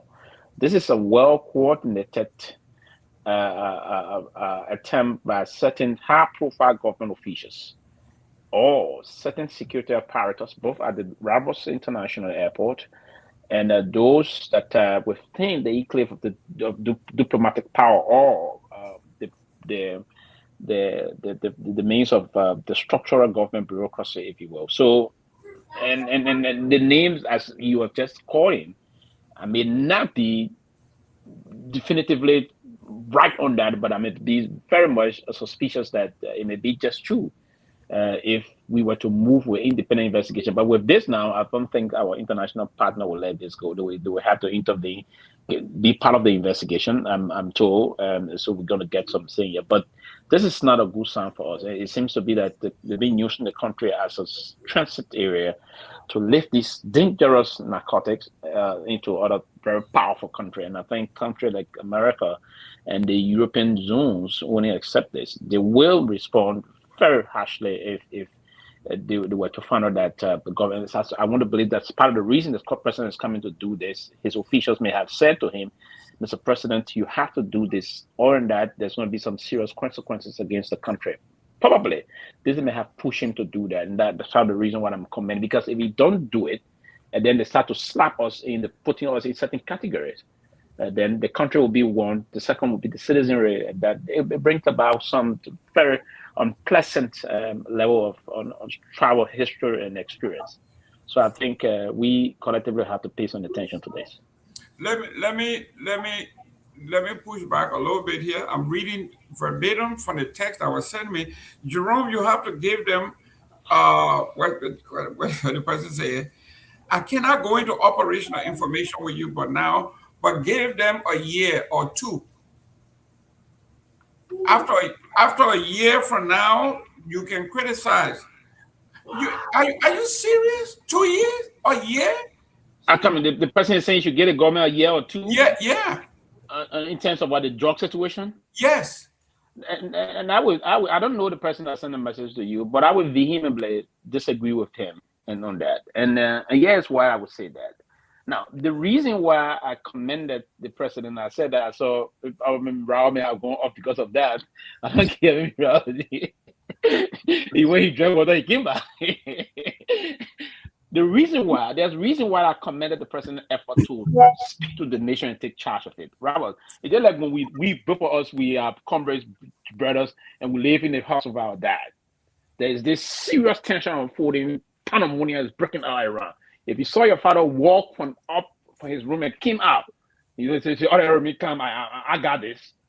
You know that dad is in control of things. So from that perspective, if the leader, I'm looking at what Henry Machiavelli was saying about leadership is very. Why do you think we frowned him before? So we have said they were not talking at all, because if the leader is keeping the nation incommunicado, it's a dangerous thing. So, Mr. Gayman, quickly, I vehemently reject and detest that person's thought process about giving them one. You can't give someone that already said they were already in gear 4, waiting to get in gear 5 to get something fixed, right? So 1 year, 2 years, too much. I thought the president would have gotten everything right in 6 months in terms of putting the fight against drugs well. Unfortunately for him, there was this big issue about the fracas that unfolded amongst his own drugs enforcement officials that led him to dismiss the entire team. We thought he brought the second people on board. He dismissed the entire team again. Now he's bringing these guys to act from the police, and a lot of things happening. So the president needs to get this right, and that's one of the reasons why I say, well, good that he spoke to the nation, but to conclude, listen, you need to respond to that message, saying to him that, hey, myself, John Pewee, to vehemently reject and detest that. I don't think we should give them that amount of time. The 6 months was okay. If the president cannot get this right, if the investigation is not going to go well with them, trust me, it's going to be that means a serious problem ahead in terms of the elections in almost 3 years from now. Mr. Jerome. Yeah, let me work on Victor. Victor, welcome to the show. Then I go to Robert. Thank you, Jerome. It's good to be with you all. I'm listening to you guys for quite a while in the back. I can understand my brother Sylvester Pewee's diplomatic bent on this issue, but I disagree with him entirely. This president has shown no leadership on this matter. This thing happened since June 8th. Today is the 16th. That's 8 days after. What did he say in his statement? Absolutely nothing. What was the whole point of the statement? To come and tell us to remain calm and do what? This is an issue of national security proportion. He comes on the air and says nothing. They told us they have 6 people. Well, where are the 6 people? He said nothing about them. He said nothing about this boy whose name is being peddled around in Myean. Who is he and what part does he play in this? What did the president really reveal today? I think he left more questions than answers. He would have been better served by staying out of this and saying nothing like he usually does. He said nothing today, and I'm very disappointed. I am very disappointed that this president, with the kind of experience he has, understanding governance, will treat us the way he is. This is callous. This is disrespectful to the citizenry. If you got nothing to say, just sit down. Don't say nothing. I think he just made the matter worse. He did. So, my brother can give him the credit, for saying nothing, but, they say half-truth is more dangerous than no truth at all. Did you actually listen to the president's statement? I read his statement. I didn't need to listen. First of all, if I listened to it, said that will be a national security proof. Is that not some statement? Don't interrupt me. Let me finish. No, you said disagree. You said something disagree with me. No, you said you disagree with me. You don't interrupt me. Did you listen to the statement? I would disagree with you, but you don't have to interrupt me. Let me finish. I read the statement. That's one of the reasons I'm coming late. I read the statement. The statement is empty. There is nothing in the statement, Sylvester Pewee. You go back and read it. Don't just listen to it. You didn't understand it. There's nothing there to understand it. You didn't understand it. There is nothing there to understand. Tell me what is in that statement. Something in the statement. The national security will take cease of the matter. There's something in the statement. You expect the president to come with a definitive statement? No. I expect him to tell us what they said about the 6 people. Read that statement again, please. I gave you the statement and I understand the statement. I think you are the one who not understand the statement. There's actually nothing in the statement. There is nothing. It is an empty statement. It is a one-page statement here. Exactly. I'm going to read it. 1 page. Robert Garguah, you were in flight. Yeah, but I just listen, and I respect Sylvester knowledge when it comes to foreign diplomacy, because that's his area. So I respect it, right? But I have to echo what Mr. Nagbe said. I disagree. Yes, he did say that the national security will take. Rather disagree. I don't have issue with that. Right. He will say that. He did say that the national security will take seize of the matter. But I mean, who didn't expect that? Who didn't know that, Robert? Who didn't know that already? Who didn't expect that a drug bust of this magnitude will be handled by no other but the national security apparatus of our country? I mean, so I don't think that statement is heavyweight, right? What I expected the president to say, in collaboration with those that have already, the national security have already been part of whatever ongoing investigation. They've already been part of ongoing briefings on this matter, I assume. They've already been part of updating the president on who has been arrested, details that may have come from the airport. They've already been part of these processes. And like Mr. Nagbe said, it's been over a week. So I would have expected the president to come to the nation after we've been asking for transparency and accountability to say, listen, here is where we are. Here is where we are. This idea that we cannot know, for instance, who is behind this operation without going into the nitty-gritty of it that could possibly handle any a prosecution or the national security of our country. Our national security, as it stands right now, has already been compromised. How did these guys get that level of drug to even get on the plane? How did they do that? It didn't just happen overnight. So most of what the president said are things that we would have expected. There is no other security apparatus in the country that would have. I didn't expect the national police to investigate a matter of this magnitude. I didn't expect that the LDA alone will investigate a matter of this magnitude. I didn't, because they don't have the sophistication. He mentioned that. We talk about forensic. He mentioned that there's a team that's being dispatched to meet with international partner. Listen, all of these things are good. But I would say it's not much that the president said in the speech to reassure Liberians that this government is in charge of this. And listen, it's one thing to seem, and I want to reiterate this. It's one thing to seem in control of something, but it's another thing to actually be in control of that thing. It's one thing to seem like the president is in control because he's making speeches. This is the very government, and I want to remind our listeners and the Liberian people, I think this is important. Mr. Jerome, Mr. Sylvester, this is the same government that refused to be transparent with us about something, according to them, that was national security matter. They could not tell us what was being built in the backyard of the president's county. There was a $10 million villa being built in the backyard of the president county, and they would not be transparent with the Liberian people about this matter. If we had not pushed back and talked about this over and over, we wouldn't have gotten where we got to the point where the president was mandated to go and speak on national radio. And there were a few things he said. And it's important that we remind the Liberian people, had I known, I would have rejected this. Had I known, I would have acted. I would have taken this decision had I known. But guess what? What has the president done since he became aware of this, of what was happening in Lofa with the villa? Has anyone been held accountable for this? Do we know foreign donors that contributed to this amount? Do we know the list of entities, local and international entities, that were part of the contribution to a national security villa in Lofa? Do we know these things? No, we don't know these things. We only know the speech. We only know the interview. The president came and talked a lot of good talk, but took no action. And so listen, I don't fall for speeches. I don't fall for speeches. You know, there's this adage that says, talk is free. And we all know this. Anyone can talk, but it requires leadership. It requires action. Where are we with the investigation with regards to the border? The Guineans are still occupying our borders.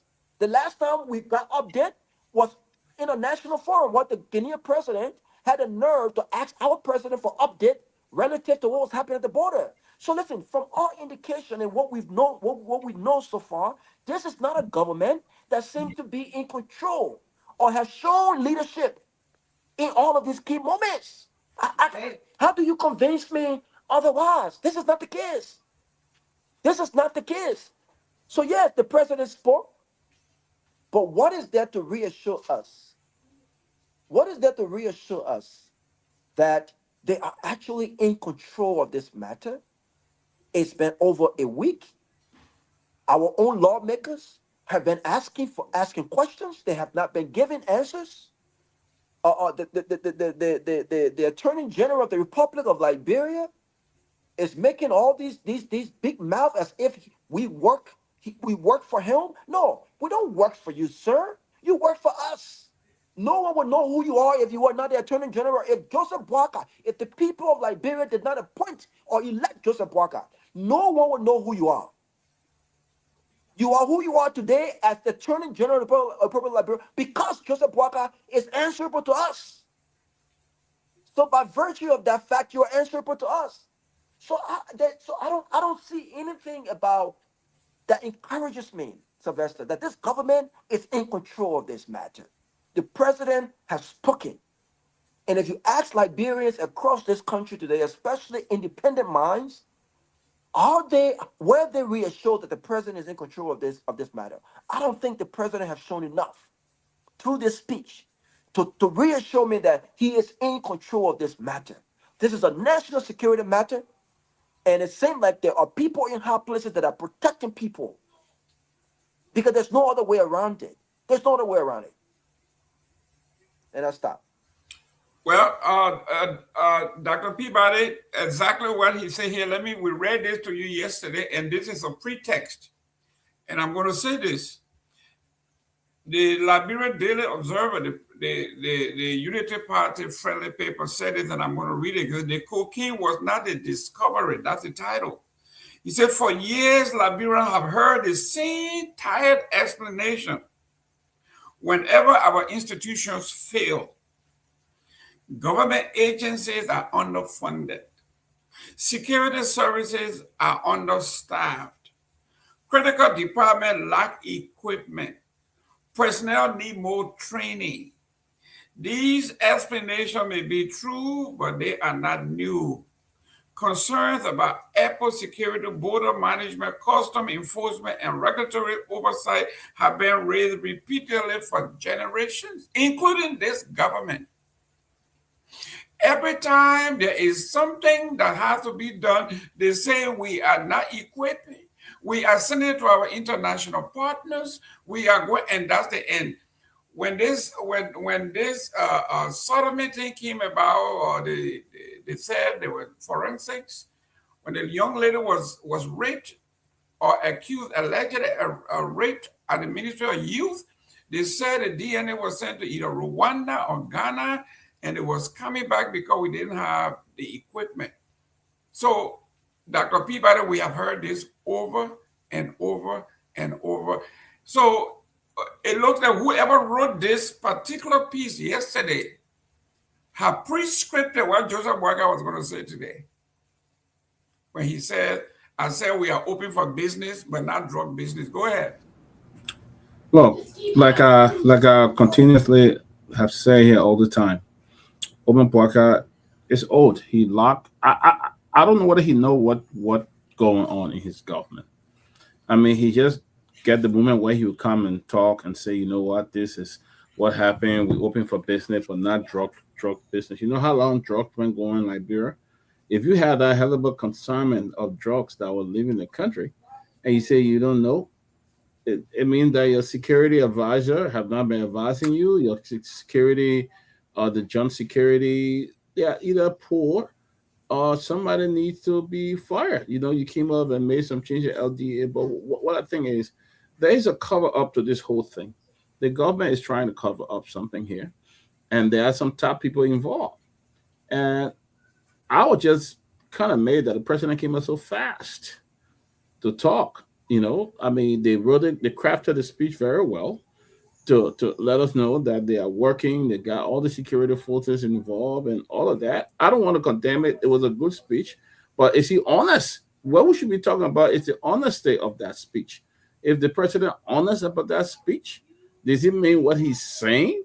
The wordings are great, but he's not honest about what he's saying because he know there's underlying it. There's something going bad. Somebody higher up or is very close to talk about, you know. So he has to jump out today and come out and say, "Oh, you gotta go talk about it. You gotta go talk about it." But I mean, I'm afraid nothing will come out of this if our international partner don't help us. Nothing will come out of this situation because we know now there may be people in the government who are harboring drugs. There may be people involved that are trying to make President Boakai. I will challenge the president that they need to arrest the person who is involved so that it will not damage your government or will not bring sanction on some of your government officials. You know, like Sylvester said yesterday, there are discussions going on about sanction in the Liberian government. There are discussions going on, you know. So if President Boakai don't want to embarrass his government, he has a very good rapport with President Donald Trump. I think they need to bring the perpetrator to justice. They need to bring them to justice. Stop harboring people. Stop harboring them because when they embarrass your government, nothing else, nobody else will be able to change it. So I think he needs to, don't let one person or two person come up and destroy your government. That would be very bad. But the speech, he was just, I'm looking at it, the honesty of the speech. He honest about what he said in that speech. Mr. Nagbe, you know, when the reason that some of us been in this thing so long is to just look at some of these things and say, when people try to muddy the water, right? There was another headline popping out of Liberia today, out of Maghibi County, that said the court in Maghibi County has subpoena the port authority to turn all documents over to the court. Why? If the NSA, if the joint security, the president have said these people should be investigated, and it says here, the investigation into Liberia's record $90 million cocaine seizure had entered a new phase, with the 30th Judicial Circuit Court in Magebe County ordering the management of Rabat International Airport to surrender key documents and surveillance footages linked to the case. The subpoena issued by the court at the request of the Liberian Drug Enforcement Agency compels the airport authority to produce shipping records, way bills, and all relevant closed-circuit television CCTV footage associated with the movement and interception of the cocaine shipment discovered earlier this month. The rate signed under the authority of resident Circuit Court Judge Victoria Wallaby Duncan direct IRA management to appear before the court on Monday, this Monday, June the 22nd, 2023 at 10 a.m. According to the court order, airport authority must provide shipping bill, blah, blah, blah. All this stuff that we have already in our possession, things that we all talk about, all that we have. Why? But if the NSA, which is the FBI and all of these people, they are involved, everything. Now we're throwing another monkey wrench, the judge in Magebe. I mean, the president, the NSA, the Justice Department involved, and then the lower court said they should bring all these things to them. Let me be generous here to say, hopefully all of this is intended to subpoena whatever records they may have for the scrutiny of the national security team that is investigating this matter. But like you're saying, we already have this information. Does he really? This is all grandstanding. Even the president's statement is all grandstanding. You understand me? These people come here to placate the nation and blindfold all like this, like how people say. They're not doing jack. They're not doing jack about this. This is all grandstanding. They cannot talk to us about the people they have arrested, but they can leak a name to us. You know, testing the waters to see how the people react.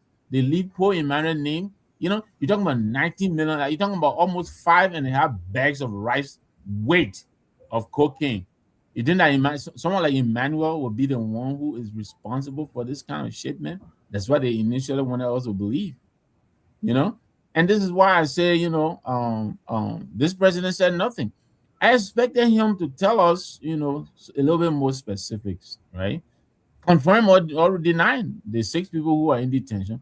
Who are these people? If you cannot describe them, then you know you can call their name. They describe their function in the government, how highly placed they are, because that is the speculation that's going around right now. That all of these people, as a matter of fact, are in the president's inner circle. So he comes out and says nothing, absolutely nothing about that. He didn't even mention that, you know. And then we must say he's showing leadership. Leadership how? This is leadership. I mean, come on, man. We can't drop the bar so low, you know. This is not leadership.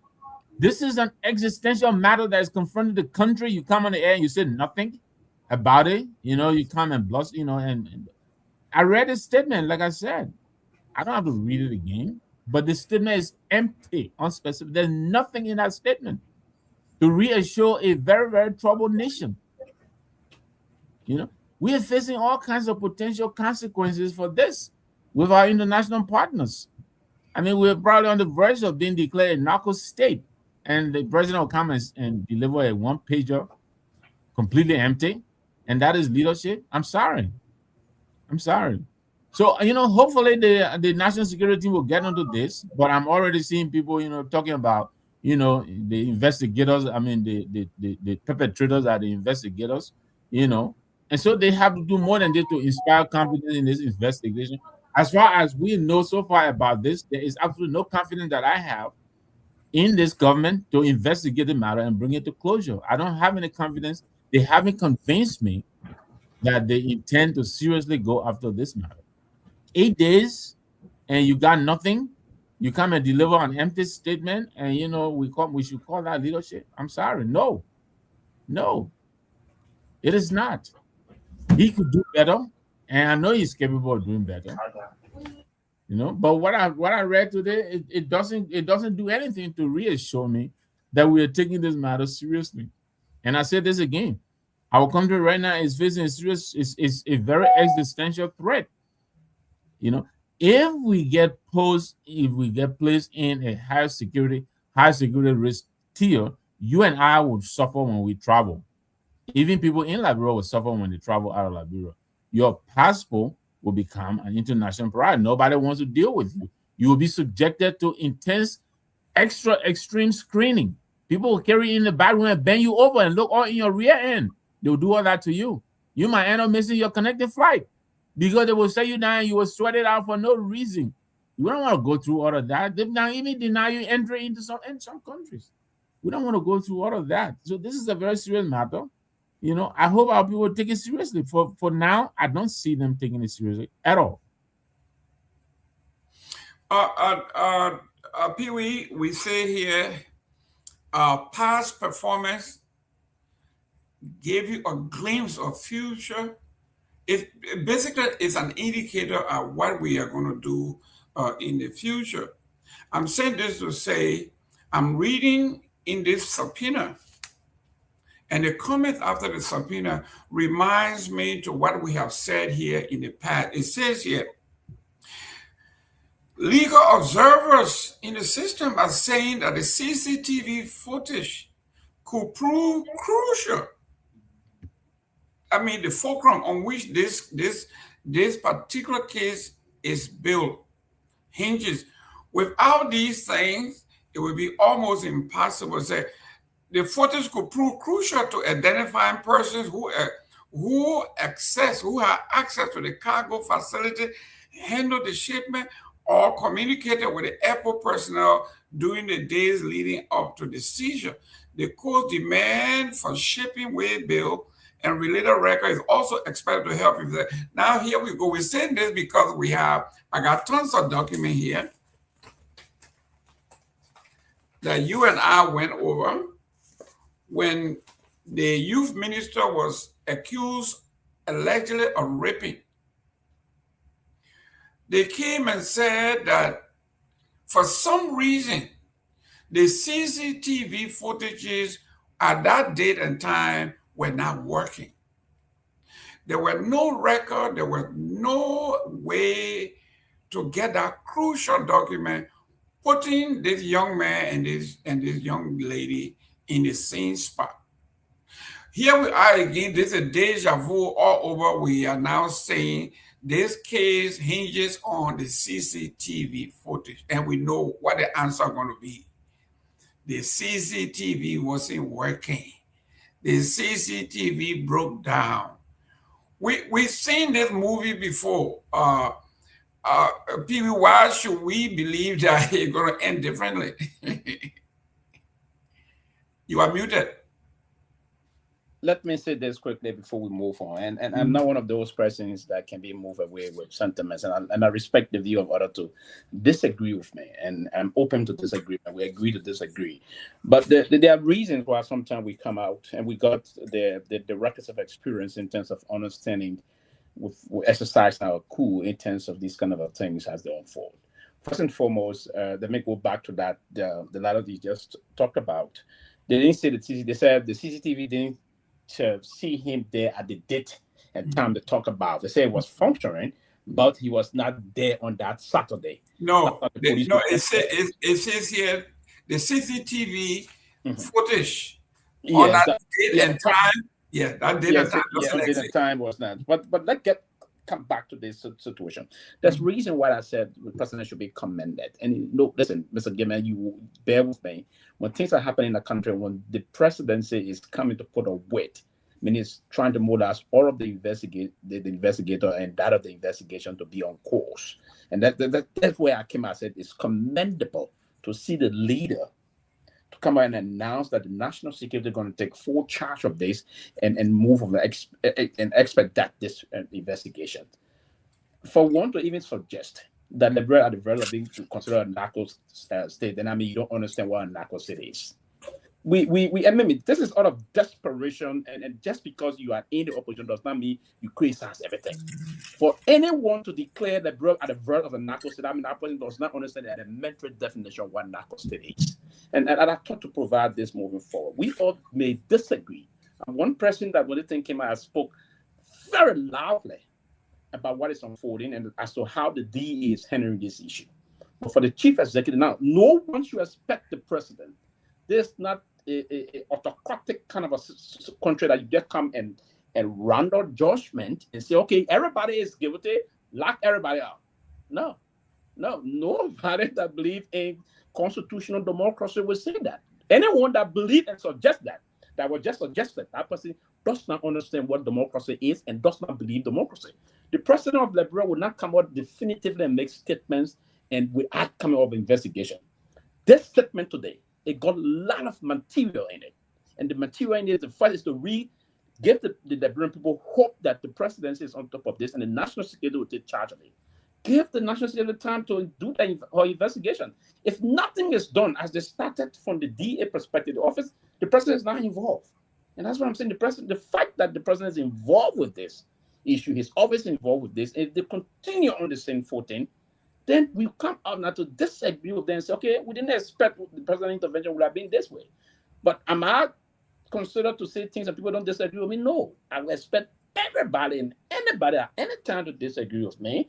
And the only thing I would love is the day I disagree again, because, everybody come and disagree with me. With the day Pewee disagree, some people get in there. You disagree with me, I'm warm, I'm active. You emphasize your disagreement and accept it. But if I disagree, then you won't go and say, oh, Pewee, that. But again, that's part of the line to just go to this. But I'm not one person that will just come criticize every day. The day I say one thing, they say, oh, no, I'm not. If anyone is on this show today, or we sit outside this show and believe that people will always just come and want to be criticizing the government, if there's nothing to criticize, I'm not going to do that. We've had a lot of issues. Now, to have anything to somebody say there's existential threat to the state, that means we should not investigate? No. Then that means no. We ought to, and that's why we are a country of laws. The president and the court also is asking, trying to subpoena most of those cameras of Mr. Gayman, and that's part of the rule of engagement. The court is just performing her role. Now, you may have your own right to be skeptical of that. That growing skepticism that is growing it is rightful for anyone to think that way. That it's happened before in so many cases, and we don't trust that. You can raise that side of the debate, but the right thing to do is what the judge have done, and the right thing to also do is what the president have already done. Now, to move this, and two, a narco state, let me help our folks in this place to understand something. A narco state is the state wherein there's a complete breakdown, or wherein the drugs cartel, have taken complete control of the entire system in terms of the bureaucracy, in terms of the entire security system of the country, wherein they penetrate and just loose it up. Liberia is far from that. We understand the situation that is unfolding currently about the past 100 million, the 19 million. It is not a good thing to do. The government will have to move to conduct investigation here and bring the perpetrators to book. And if found guilty, they should be punished and rooted out of the system. But to near calling the country at the very of being called a narco state, that is just quite unfortunate and unacceptable. But here's why I will say this. The country is on, this investigation is ongoing. And when the DEA chief came and said certain things about classifying things, I one of those, you and I spoke yesterday. But again, you will also be pleased if I'm lambasting all the time. There will be no one would disagree with me. No one would disagree with me. Nobody. If I just sat on the platform and I talk, even the CMC said or bring out of things, if I said we're gonna do, no one, even I said we're gonna, no one would disagree with me. But we never disagree. We hold government responsible. We don't hold ourselves responsible, and that's the problem we have. We got institution, political party that is doing something, making commitment. I can stand by the commitment, making things. I'm not standing. We don't criticize, but we want to criticize the government sometimes. And these are wrong. We should set some example. We should set as good examples moving forward, right? If we make commitment, so we don't want to go that side, but My problem is, I would say what is right. If the leader came out and said something, we should say, okay, Mr. President, thank you for doing it. You're taking charge of this matter. Because anything that the Liberian leader is involved with, every government official will take it seriously. In spite of the reason, Robert, what I said. Now, I'm not saying this to say that the president, the fact that the president is taking charge of this matter. Now, someone was just saying to me, the president said to someone his Security Council, I think last night or the day before, that even if any of my sons are involved in it, they should go to jail. If that is what we hear is true, and the president is coming off this, I heard that day before yesterday, and today we hear this statement, and that's why I say it's commendable for the president to say, he said, even if any of my offspring is involved into this matter, that person should go to jail. And that's the kind of a way we should see the country move forward. If the leader were to do this, but if the leader kept the people incommunicado, that's a dangerous precedent. Because everyone would just be wondering what is going on in the country. The fact that he came up with that statement today and said the national security, because listen, to say the national security will take charge, meaning they will investigate. You don't have anybody guilty yet, so they will take charge. If there's anything, then they will do the investigation. Then who chairs the national security? The Minister of Justice. So it's just right what the president's statement said. There's someone is telling me nothing in the statement. When the chair of the national security is the Attorney General that is taking charge of this matter. If there's any culprit, that person will be appropriately charged to court. They were the only thing the government can do for now, charge him to court, and the judiciary will take cease of the matter. That is bureaucracy, Rabble. It's not sentiments. I'm not being sentimental. I get it, Joe. How you? Robert, give me a second. Robert, let me fast Jerome, let me read. 1 minute, I'm coming. Listen, guys. Pewee, you can say all you want to say. The reason why your mom made already, so I'm not convinced you. The reason the United States dollar is dominant around the world is not because they have gold or because they got silver. It is one thing: trust. Trust. The people, everybody around the world trust when the US dollar is presented that it has a value. Go ahead, Mr. Nagbe. I just wanted to read to my young brother, and I just Googled this so the audience can Google it, but the meaning of a narco state. This is a country where legitimate institutions such as the government, the police, the judiciary have been penetrated, but that's not the case, and corrupted by the power and wealth of illegal drugs. Are we not describing penetration here today? That's not the case. Is it to be penetrated, I mean, you're taking cease of the entire thing. They control the police, they control the judiciary, they control the sector. That's not the case. That's not the case. We have a functional government back home. No, there is no mention of control here. They say penetrated. They didn't say taking complete control. So penetration meaning you got control of it. No, you got control of it. No. Penetrate, I mean, you got control of it. Pewee, let me give you an example. The deputy DEA appointed by President Wakai said in the initial stages. Former now, he's not anymore. You're required. Yeah, we're not talking about little guy. We're talking about the deputy for operation. He says the drug issue in this country is serious and dire. This is a money making thing. He says the judiciary, the executive, the legislative, and powerful families in this country are all involved. We have to guess it. That is the deputy. Go ahead, Robert Garguah. Being involved does not mean they have taken over. Okay, it's all right. It's all right. I just want to let it's not a narco state. Yeah, go ahead. Listen, I won't indulge in the debate what is a narco state and what is not. What I will say is, I think, and people probably would agree with this, is that from all indication, we have had a serious drug epidemic in our country. I agree.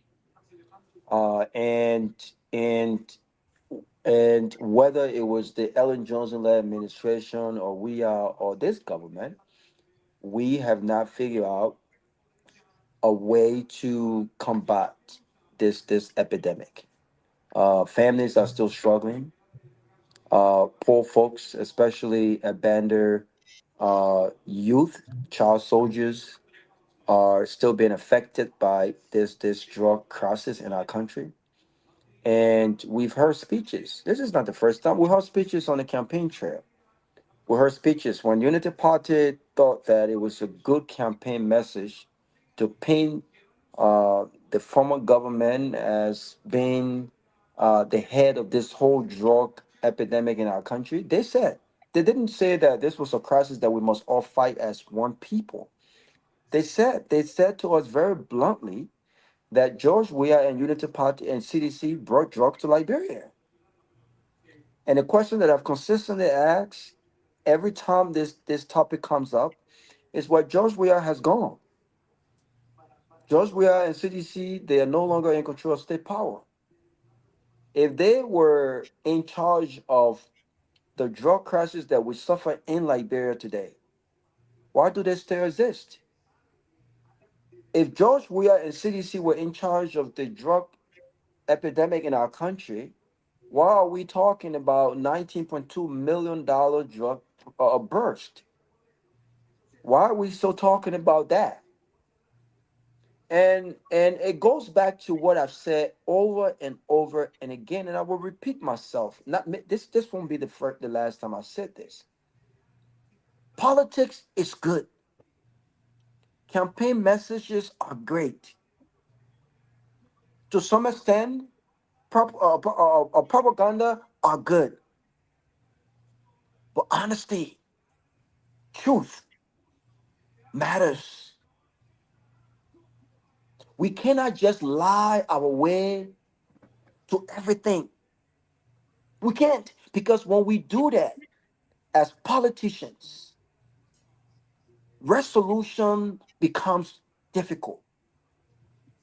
When we are focused on how can we make up a story to pin one side as terrible and to pin us as good, you forget many,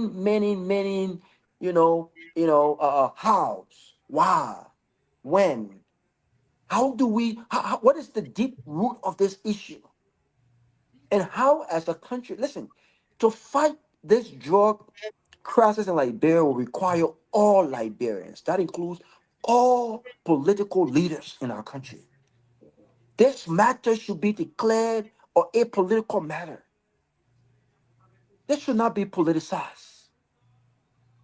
The difficult part of that is the very people who are in power right now did just that. They politicized this drug issue in our country because it benefited them. The narrative and the messages benefited them then. That if we continue to tell the Liberian people, even though we know this is not true, that George Weah leads the drug cartel and that elements within the CDC were responsible for drug entering the country and the dissemination of drugs in our country, this will benefit us on the campaign trail. But the very people who were concerned about their babies being affected by these drugs, the very people who were scared that we needed a government with some plan to curtail, if not eliminate, to curtail this crisis, were fooled. Because from all indication, Mr. Jerome, and I think those who support this government would agree, this government themselves have not figured out how do we fight drugs in our country. How? How? How? How do we get young people off the streets? How do we give them hope that drug is not the only thing? That you have a future. They have not figured this out. Because if they had, Mr. Jerome, we would not be talking about what we're talking about today. And so the issue that we're facing, Sylvester, is that I wish the government was in control. And I want to believe that, listen, regardless of what my thoughts, the fact that I don't believe in this government and I've never trusted this government, I want them to figure this out so that our country does not end up in any kind of international mess. But when you say that the president cannot definitively uh, uh, uh, uh, uh, um, definitively make a statement without any investigation, My fear is that he has in the past. You remember when the fire happened at the Capitol? This very president came and said it was arson. Sylvester, we all were mad. All were mad. The president said it was arson. And the question was, how did the president know? They had not started an investigation. Only 72 hours later, they said, well, we need an independent investigation. But how did the president preempt that the cause of the fire at the Capitol was arson, and that those who were responsible were those who supported Kofa? That's the insinuation he made. And we all condemned it at the time. But that's what I'm saying. So the problem now is, this president, to your point that you're making, has a record of being emotionally, politically driven. He has not allowed investigation to conduct itself, to come up with a professional reason on why certain things happen. He's preempted them. He's politicized them. This is the president of the Republic of Liberia. When the president speaks, we all listen to this president. I don't care how I feel about this Unity Party and Joseph Boakai, Sylvester. I still believe that the president is the most powerful person in our country. The president gets what the president wants. I'm not the only one who believes that. So if this president wants to stop corruption today, I believe the president has the power of influence to initiate that today. But again, I mentioned earlier about the villa. How many people have been held accountable? That's a national security, Sylvester. We still don't know entities that have contributed to that amount. For all we care, it could be terrorists in the Gambia. It could be terrorists from anywhere that have put money and given this government money to build something in Lofa that we don't know. We ask, if you got foreign donors contributing to what you call a national security facility, then the public must know. This government has not released a list of donors. They said that share was between $3 million. They didn't tell us how, because the legislature did not approve that.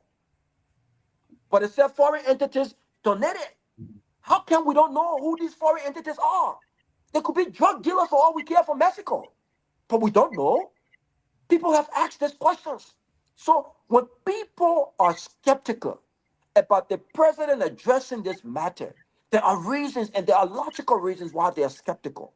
Because this government and this president over and over and again has proved that they are not transparent. We're still dealing with the border issues. And we still don't know what happened at the border. Were illegal mining conducted at the border? And by whom were they conducted? What initiated the Guineans to get so mad to say, that land is our land? Does that land belong to the Guineans? There's some Liberians that still don't know what's going on. And everything has just died. Now we're talking about drugs. No one cares about the border no more. No one cares about the families by the borders that are affected today. But the government inability to address that once and for all. The government inability to be transparent with us once and for all. We're talking something totally different. So we have a government and a political, systemic, dysfunctional issue going on here. Where our government seem to be in control, but in reality, they are bluffing. They are pussyfooting with us. This is the fear.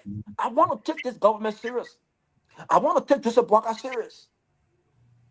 But the speeches and the actions of Joseph Boakai, our president, have not aligned. They have not aligned. So we will wait for the investigation. We will wait. We will not. I don't want premature information put out. I agree with the president. He said premature information could affect the investigation of this matter. I agree. But I hope the president. This time you agree now with him innocent, right? No, I agree. But I hope the president. Because of that, I was saying all these things. Yeah, no, but so that's here's my concern. The president now is saying because of Nagbe will agree to that. No. The president now is saying that premature information could affect the investigation, but premature information and preempting prior to investigations in other matters, he's put up premature information himself. This is my problem. That's right. You read about that, right? But so you cannot say it doesn't make it right this time around. Also, yeah, you cannot say premature information could affect could affect it. But in other cases where they were very sensitive and highly political, you preempt. You put out premature information that something that caused something at the Capitol was also even before the investigator came. And then when the actual findings came public, we all said, well, guess what? They were trying to satisfy the president. The president already told us what this is. Do you think these guys would have come back and said something contrary to what the president said? The president is very powerful. And I will hope that at the age of the president and the experience that he has, all of these years in public service, in government, you will think that there will be some kind of control. The president cannot pick and choose when premature information affects investigations. He must understand that. He is sending mixed signal to us. Yes, Mr. President, premature information could affect investigation. But when did you know that? Is it now that you know that? When people are asking for transparency? This is the issue that we're having. And we will demand, Mr. Jerome, we will demand answer yet. We will continue to demand answer for what's happening at the border. These things will be on the ballot. Don't think we have forgotten. We have not forgotten, and we will not play passive roles come 2029. We will be in Monrovia, we will campaign. We may not join a political party because we don't have true political institutions, but we will not sit idly by. No more and just speak on the radio and give opinions. We will influence votes. And we are not afraid. So we will hold you accountable. You don't have time. Time is now on your time. Time is now on your side. So the 2 years that person who reached out to you from the embassy is talking about, Mr. Jerome, tell that person he does not control you. He does not control your thoughts. He does not control your belly. He does not control you. They cannot pick you up at any airport. Don't be afraid of those idiots. Don't be afraid of them. Jerome, if I may, let me put a little pep in my brother Sylvester Pewee's step. This should not be about you and me today, now, man. Discuss the issue, please. Let me put a little pep in Sylvester Pewee's step. That's what I said. The CMC has issued a statement congratulating the president for taking a direct lead on this matter. That's diplomatic speak for finally saying something about this. But the CMC is also calling on. See, Rob, he party followed my first then he crazy asking me. You just spoke. The party, the senator that released ever said today. I didn't know that. You see, sorry, Chief. Sorry, 1 minute was up. Sorry, Mr. Gayman too. Yes, Mr. Gayman. Mr. Nagbe is not a party zealot, so he disagrees with the party. No. Of course. He said he disagrees with Pewee. Everything I said about exactly what I said. He said, the press release. I'm not done yet. I'm not done. The press commended. Listen, Pewee. That's just the opening remark. Wait for the whole thing. But at least they commended the president. You see, now you see, now you cherry picking. Yeah, they commended and I commended. Yeah, go ahead. You see? Go ahead. Like, I wanted to know. When the party commends the president, the party is calling all Liberians to rally around the government. I commend the president around it. Disagree with me. Yeah, go ahead. But however, the party is saying Liberians I will not make no comment after this. Go ahead. But you hold on. You don't want to listen to it. However, that's a transitional phrase that you don't want to listen to. But I'm using my own however too. Liberians deserve to know the origin of the drug, the route, the handlers, the financiers, the facilitators, the local contact, the airport links, the security failures, and every person or institution that made it possible for such a dangerous consignment. This is exactly what we were just saying here. And yes, my party is being diplomatic about it. They're calling for all of us to rally around the government. Yes, we will. But they have to inspire us to do so. Right now, as things are, they don't inspire me. Yeah, I'm a member of the CMC. I can disagree with my political leader on the stage here tonight. Do you agree with me for telling the president thank you for getting involved with it as your party is doing? No, but nobody said the man when it said it's empty. He didn't say he said No. He said he disagreed with that. No. He said the statement. Go back to the clip, man. Yeah, remember he brought his point just now. He said the statement was empty. I have the statement no. As I commended the president. Do you agree with me by commending the president that your party did? That's what you said. Huh? Yeah, that's what you said. Do you agree with that? Sorry, Mr. Nagbe. Mr. Gayman. Do you agree with that, Mr. Nagbe? Do I agree with what? Like commending the president that your party did. Yeah, I disagree. You disagree with me on that? I disagree with my party. Okay. Now it's making some sense. I disagree. I disagree. I think the president's so now you are now officially respond. The man disagreed. Let him explain. You disagree. Okay, so you now that you disagree with your party. Your party. Yes. The man said something that you cannot do. I agree with my party that we should rally around the government. I agree with that. But I disagree that the president has taken leadership on this matter. Yes, the party is saying the president has taken seize of the matter. That's because you want to disagree with me. Let me finish. The president taking seize of this, that is not demonstrating leadership. He just took control, but he has not demonstrated leadership on this matter. And this is my point of concern. And I'm sure that was the same thing the party is saying, but they're being diplomatic about it. So I disagree that the president is taking leadership. He's taking leadership. He's taking lead of it.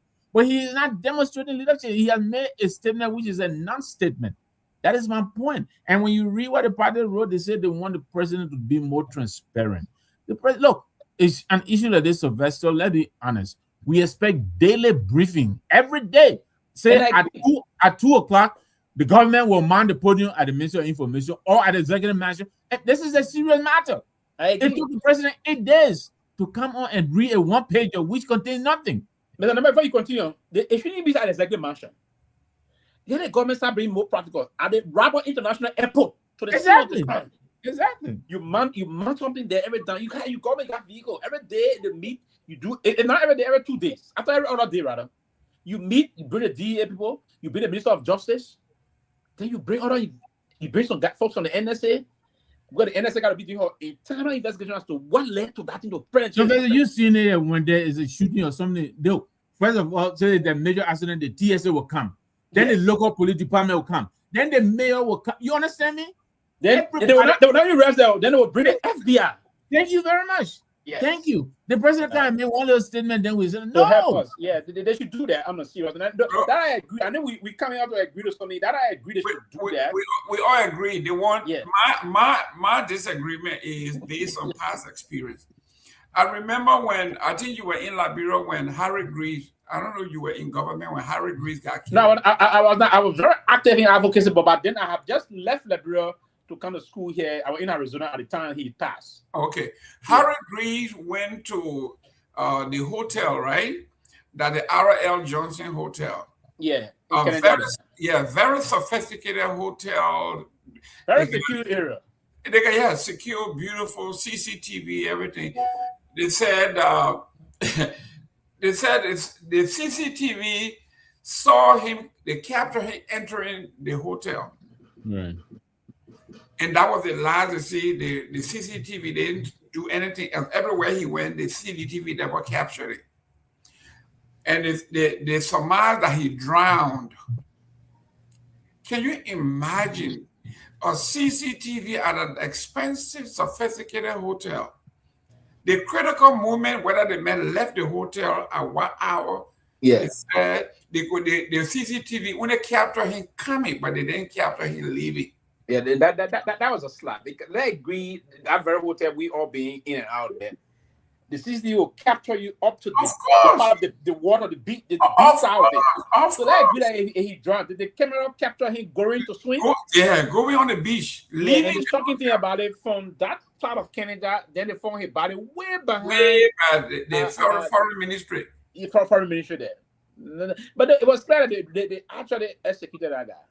But this is what we are talking about. We all that have experience with it. See, when someone like when I heard that allegedly that the court has subpoenaed the CCTV, and now the media is saying that the CCTV is the fulcrum upon which the case is built. Then I want to believe now that soon they kind of say CVT now that then the case is done. They're setting us up to believe this. This is You a read, strawman. you read, but I'm just give me quickly. Yeah, what I will say again, and to prove to folks that I'm not here to defend. I was just trying to say something. No.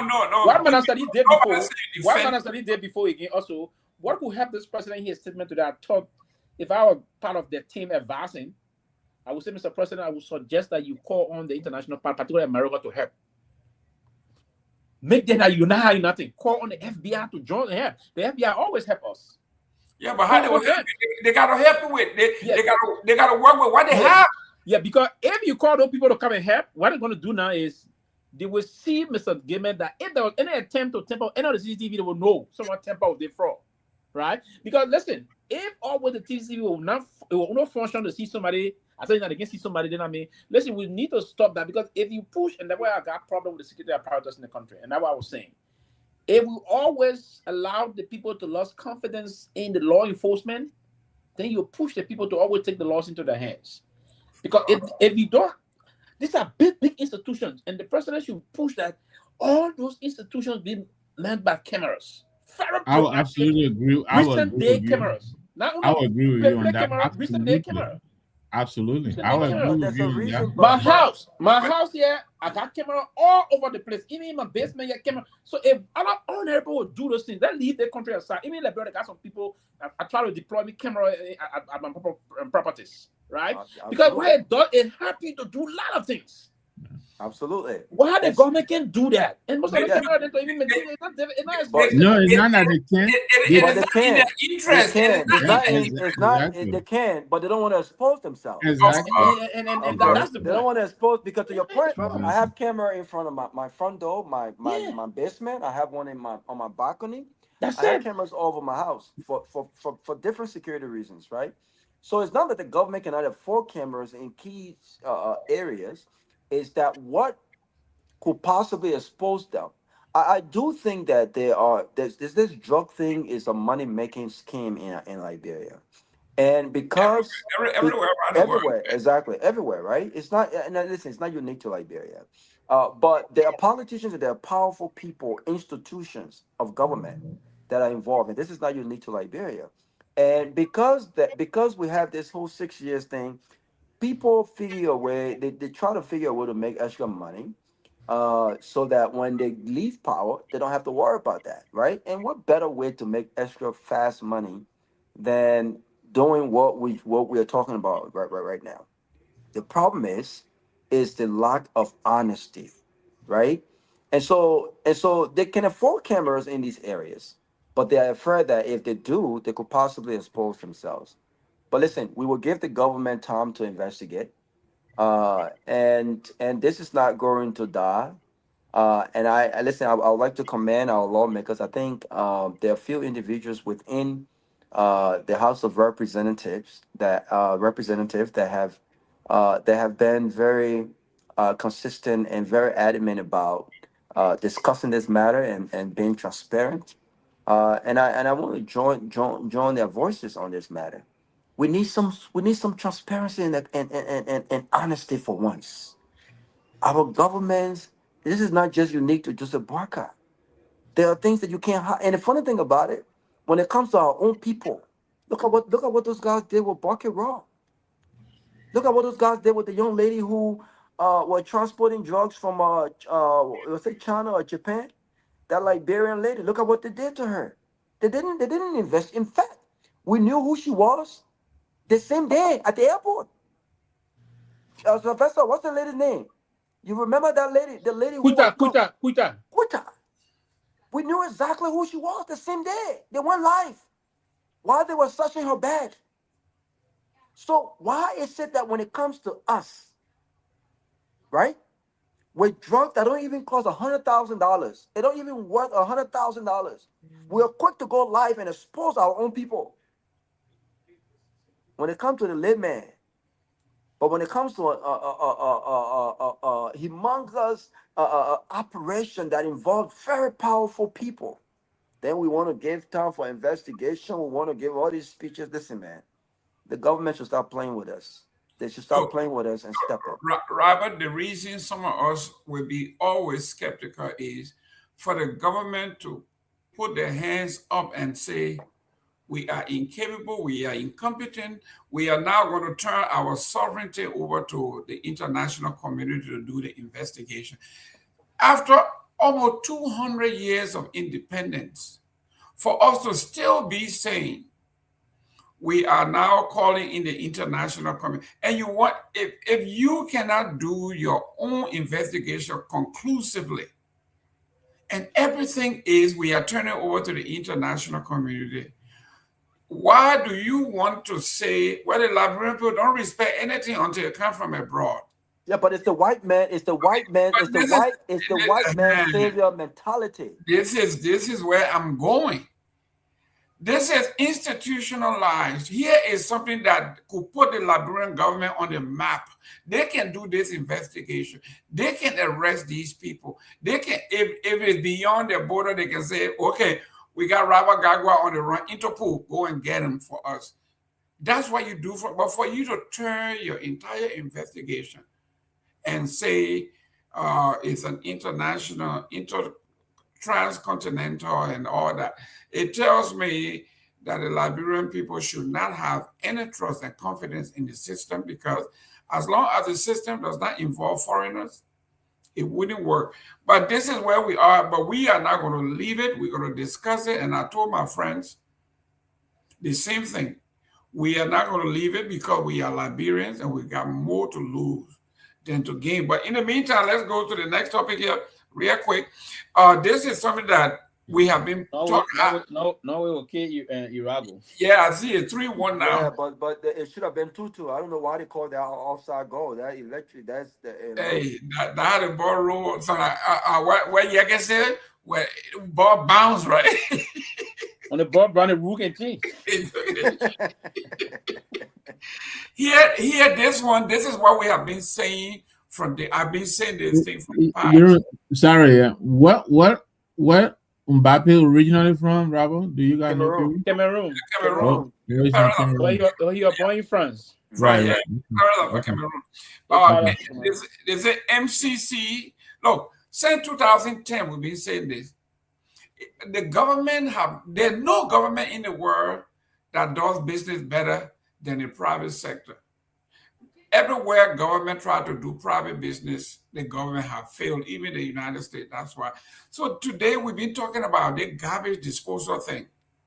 The MCC, the Liberian government, they should get out of the waste management and give it to a private sector. We've been saying this for years. Finally, if this is true, on the front page is the MCC, PCC hand over waste management collection services to a private and community operation for the first time.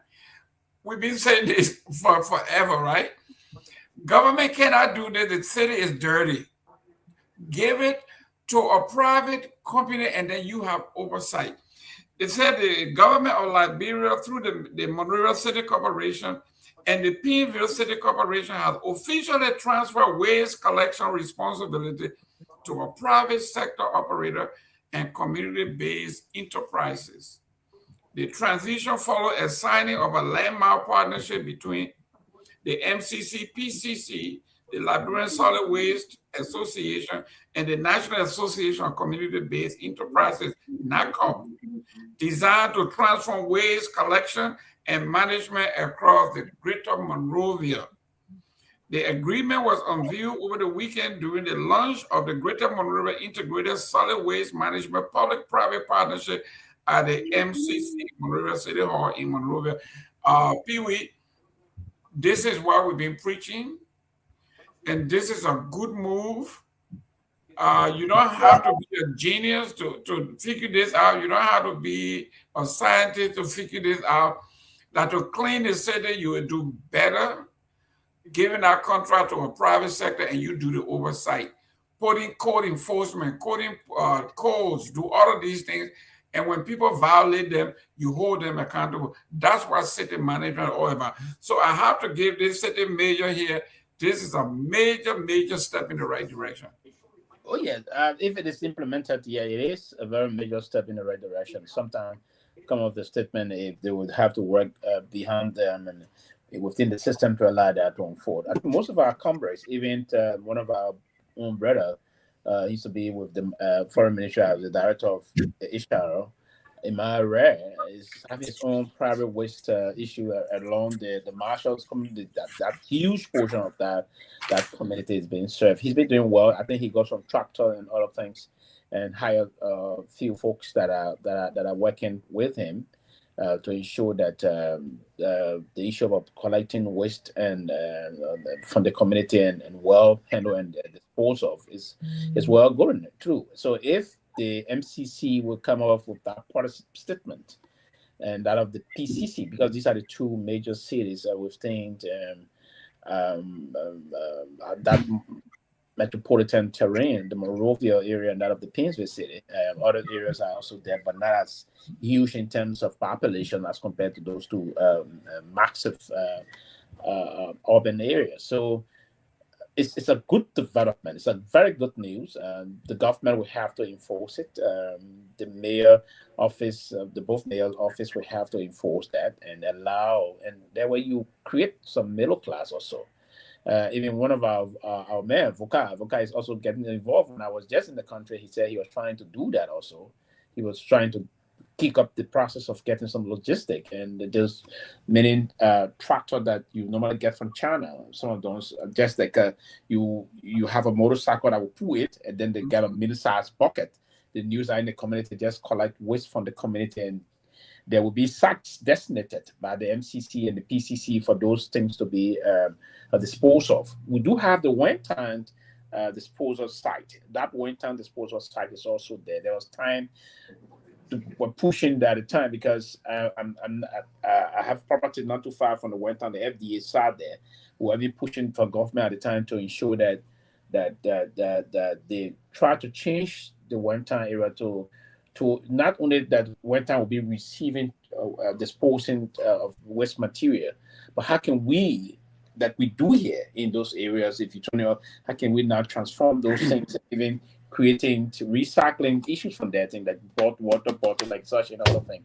So it's a very good news that we trying to get here. We hope that some of these things will move on and other things. The late George Howard has his own waste company and other thing. It was fast growing in the country, but quite frankly, the system didn't support it. If they supported this time around, I think it's going to do well, and it's going to spread into this community, and everyone can move there and try to get some investment, find some money, and you just map those homes.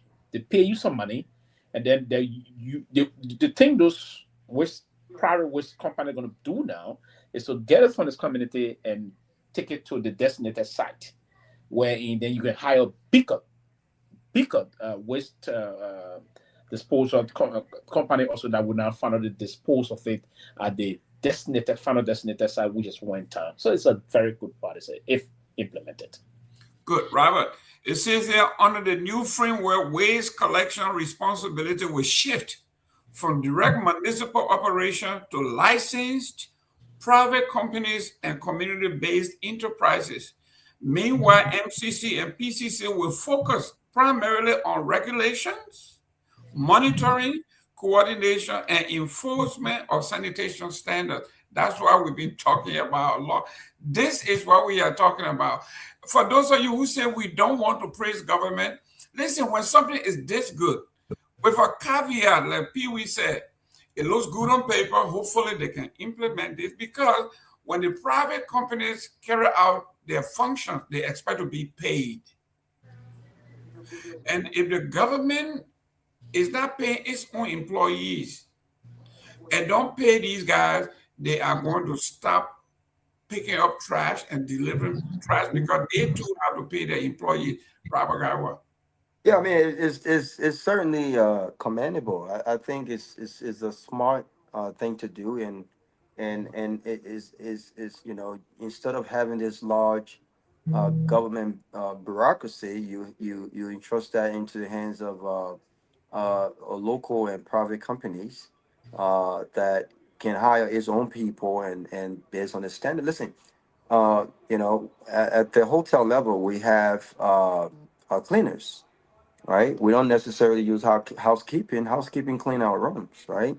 But we have cleaners that come and we set our standards and our expectations, and they come and they do what they need to do. They focus on areas that we don't normally get in our own little checklist of side work and things for our team, and they do a pretty good job. But to your point, we pay them. We pay them on time. We respect our contracts. And so this is what we've been talking about. And I want to also, I'm not sure if Dwalu is listening, but I think Dwalu kind of like he alluded to this many times when we spoke, before the elections on the drive, and these were some of his ideas. And he talked about if given the opportunity to become mayor of the city. But I think this is a very, very smart move.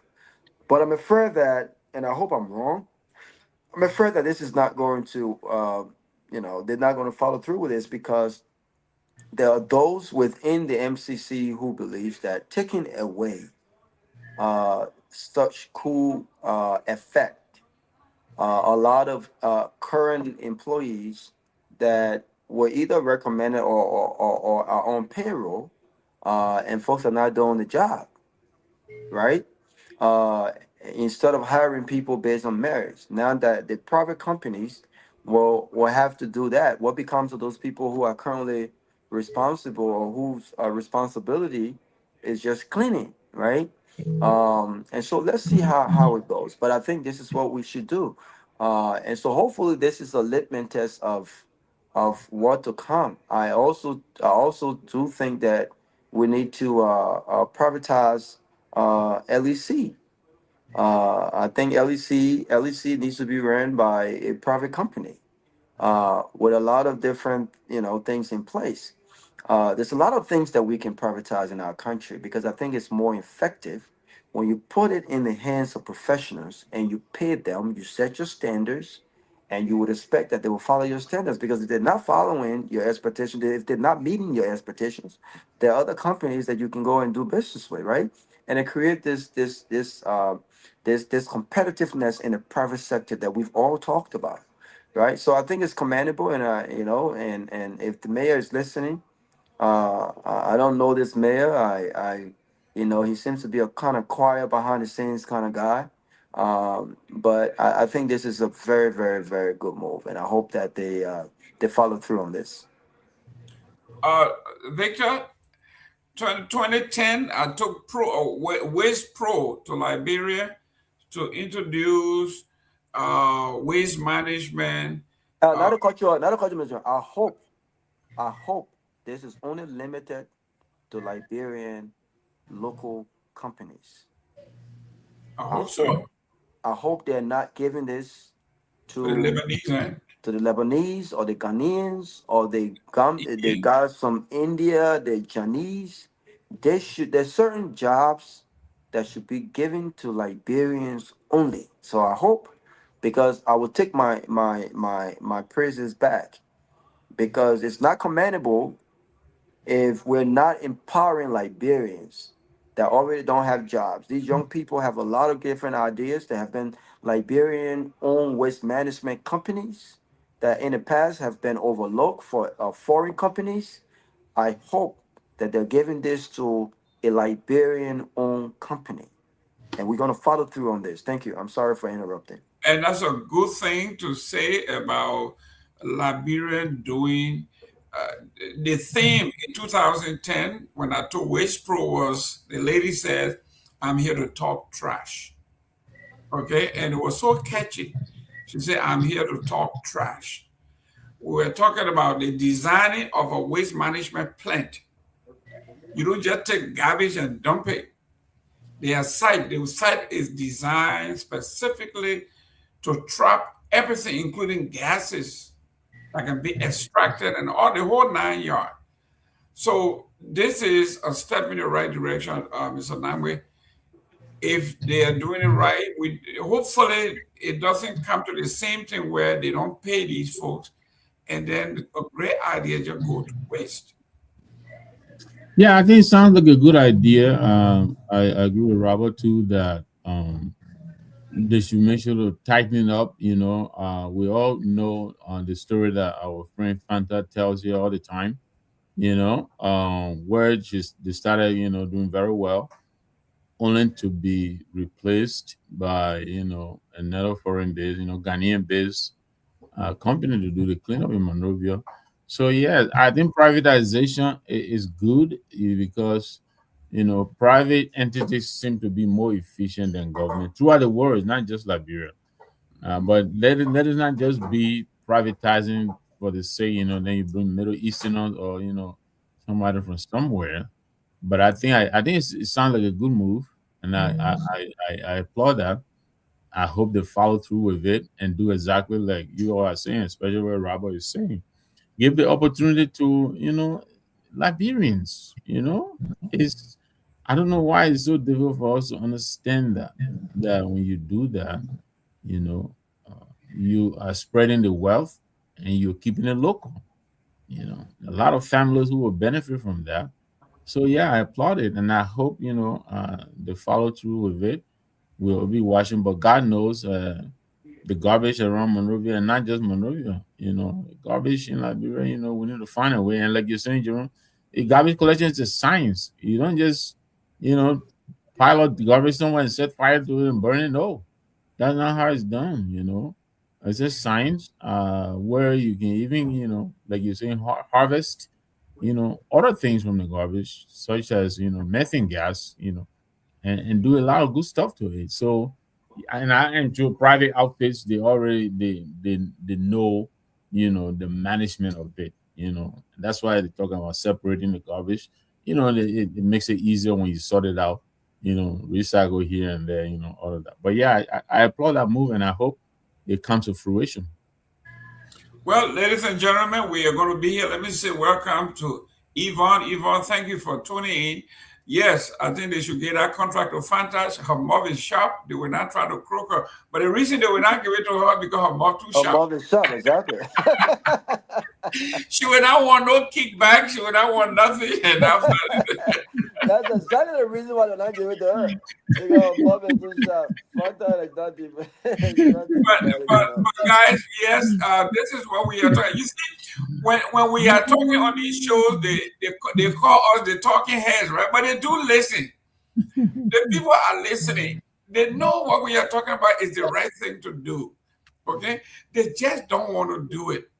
It's not everything. Listen, in this country, people pay gratuity when your job is good. Okay? They pay you bonus. When we were building our school building, right? The contractor had it in their contract, in their specs. If we complete the work and it passes inspection and we do it according to the specs, 2 or 3 or 4 months earlier, we get 2%, we get a 2% perks. And everybody signed off on that. They didn't say give me the money up front. They say when we do all of these things and it meets the specification and it passes state inspection, city inspection, all the inspections, when the job is complete, we get 2% gratuity. Who wouldn't do that? But in Liberia, they want their money up front. Up front, yeah. Whether the job is done or not. I tell you a story, Jerome. My brother-in-law, Sylvester and I, we do refuge in the Ivory Coast. We were in Ajame, and there's a Lebanese guy who has a rotisserie chicken in Ajame. So that we went to get chicken and solid rock. So we sitting there, and this guy he hears us speaking Liberian English. He said, "Oh, you're from Liberia?" We say, "Yeah." He said, "Oh," he said, y'all know the police station?" We say, "Yeah." We say, "We build it." Then the guy said about to tell us. I think he said the initial price tag for that building was around $2 million. If I'm not mistaken, he said the NL building for $11 or $14 million. After the cut in, yes. After the cut in, he said down to the Ministry of Health. Everybody had to get a job. But that's how we do it in Liberia. This is why we don't like to give it to Liberians, because Liberian we talk. So he told everybody, he said we built it, but the initial price, by the time we got through it, it was that high because every time we get somebody, we got to tag it on. And in Liberia here, And when I was working for government, you know, and our people like, you know, when you the vendor, they want you to pre-finance, you know what I'm saying? And then you put your voucher through, you know. So there are people, you know, you pay $300,000 upfront, you can put in a voucher for me $4-5 million. It will take you maybe 2-3 years, or maybe not 3, maybe 2 or 3 budget year, but eventually you get paid, you know. And that is just how it happens. And I couldn't understand it. You know, that time I worked for the National Readjustment, you know, Deacon myself, you know, and some of our friends, you know, and you know, the guys will go into Ministry of Finance and come and tell you before you even know how much has been appropriated into the budget for you. They will come and tell you, okay, Jerome, you got $500,000 for stationery coming to you. We can supply the stationery to you, you know. We'll give you maybe $200,000 worth for the 500,000, and you know, and give you a little something by the time you're ready to go home. You know, pennies on the dollar. And this is sadly, this is something that is a commonplace in Liberia. Wow.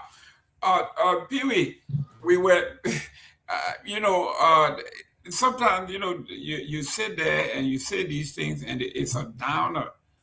Like I said, my son, I convinced my son to invest in Liberia. Come on and do some investment. He went to Liberia. He asked Victor and I to go and look for mining, a license and everything. We went over there, Pewee, for 2 weeks. We couldn't get nothing done.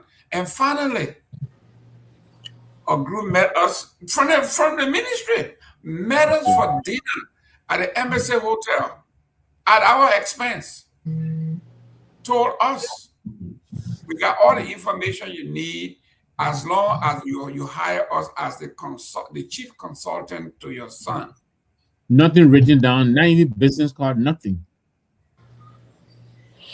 You know, it is troubling, and I'm never ever going to sit here and pretend that it's good. It's troubling. We're not talking about this government. We're talking about the society, the culture. We're not talking about government here. We're talking about the culture. That's what I'm saying. It's troubling, and to change. I think we had a conversation before.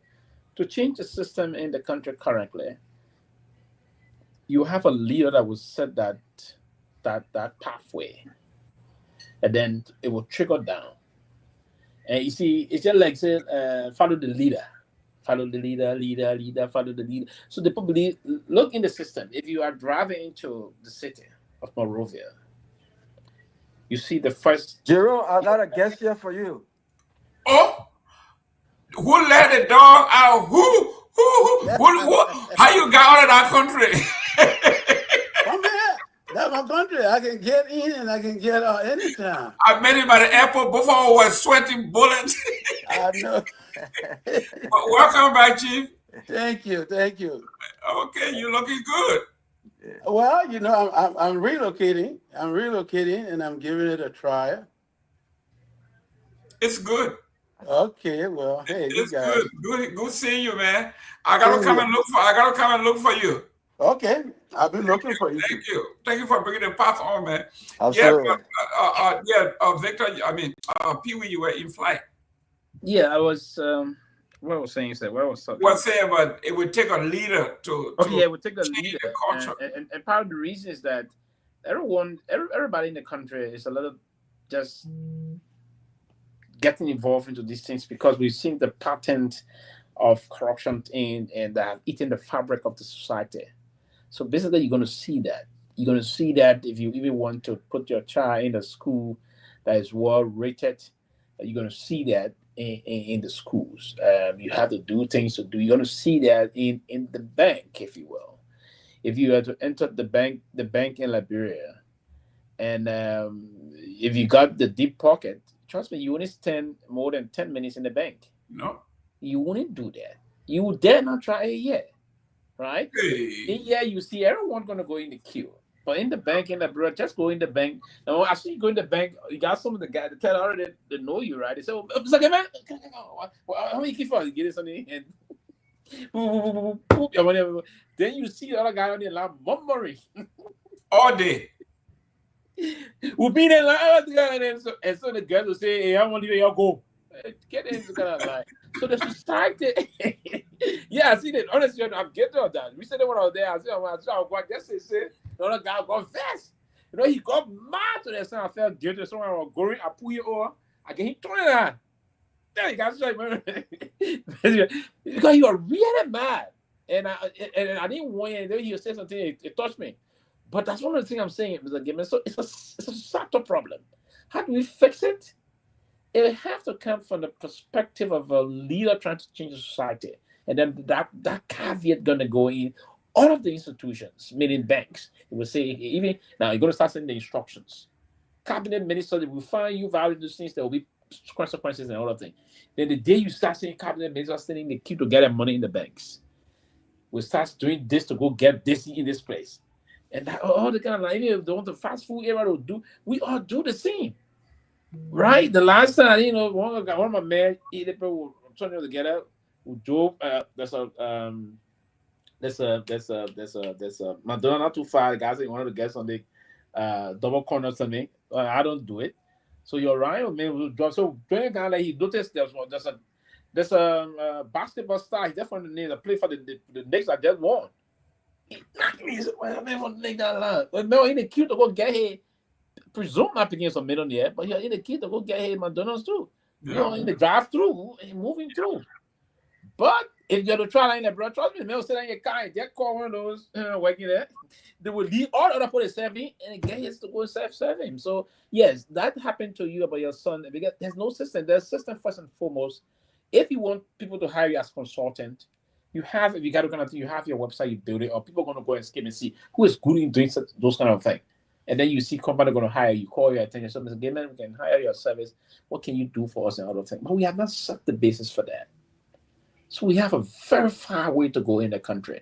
I know we can understand because we'll be in the country, but we can work to improve it. So those that don't understand the culture of our country, those that will be coming to the country for the first time to do business, we have a kind of an impression that the country is at least getting back on course. We can help to change it, particularly from the level of registering business.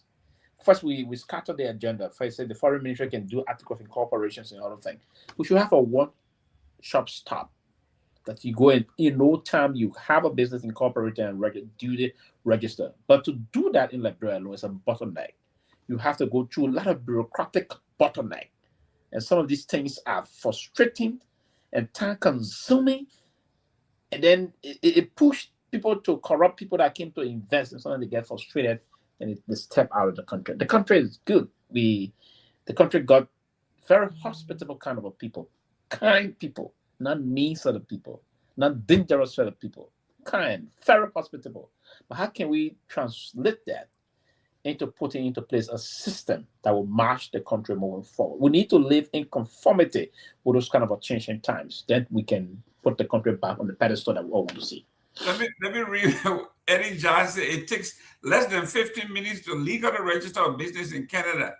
In Liberia, it takes average more than 3 months to legally register a business. Mm-hmm. And the process could be even successful if you don't do any form of bribery.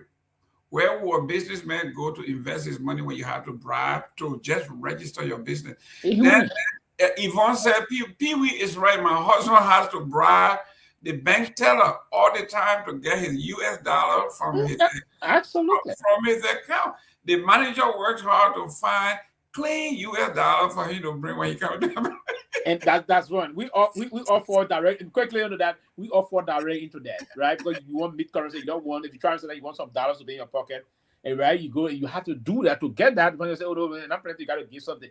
Sometimes they limit you from getting your money. If you want to go above the threshold, this is the time. That's why there was a time when I think the U.S. embassy was sometimes announced those child advisory, right?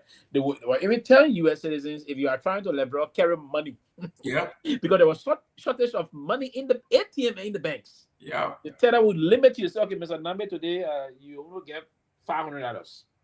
That's why Mr. Nagbe or Raul got more than $1 million in your account. Say Raul get today is $500. So for Raul to get $1,000 on that day, at the time when it was happening, Raul have to give some. So if you want, let's say Raul won $5,000 that day.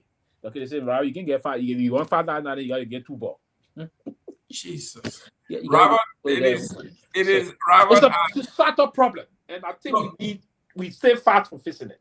Look, I spoke to a guy in Tallahassee from the Department of Commerce, and I asked him. I said, you charge $70 to register a nonprofit, right? It takes about 10 minutes. You have to do it. They got everything there. You do it. You type it in. So I said, how do you make money charging $70? He said, are you kidding me? He said, do you know? He said, the money we charge is enticing. He said, we have 1 million people that will register business every day. They don't even use it. So we are collecting this $700 million every year from just business registration, right? The people, business fail or business operate. It doesn't even, all those people that register business, maybe only 10% will actually actualize. And some people will register 3, 4, 5 businesses. The government doesn't care. They are collecting money. So they make more money in the fees they collect than in Liberia. They want to make money in a bulk from That's one right. guy. Right, but the part I think again is the bureaucracy, right? And it's the fact that the system is flawed, and a lot of those guys, Mr. Jerome, you have to understand, those guys are making little to nothing. So the reason why it takes 6 months to register a business as opposed to Canada or other places that takes a snap of a finger and a fee is because you have to pay everybody and their grandmother, right? To expedite the process, or you wait 6 months, and that's the system we have. Even when it comes to your passport, you go to the passport division at the foreign ministry. You got to know someone. You got to know someone, and if you don't know someone, it takes a while to get you. They're charging. They're charging $180, I believe, probably more than that, to expedite. But it takes you almost 7 days to get your passport.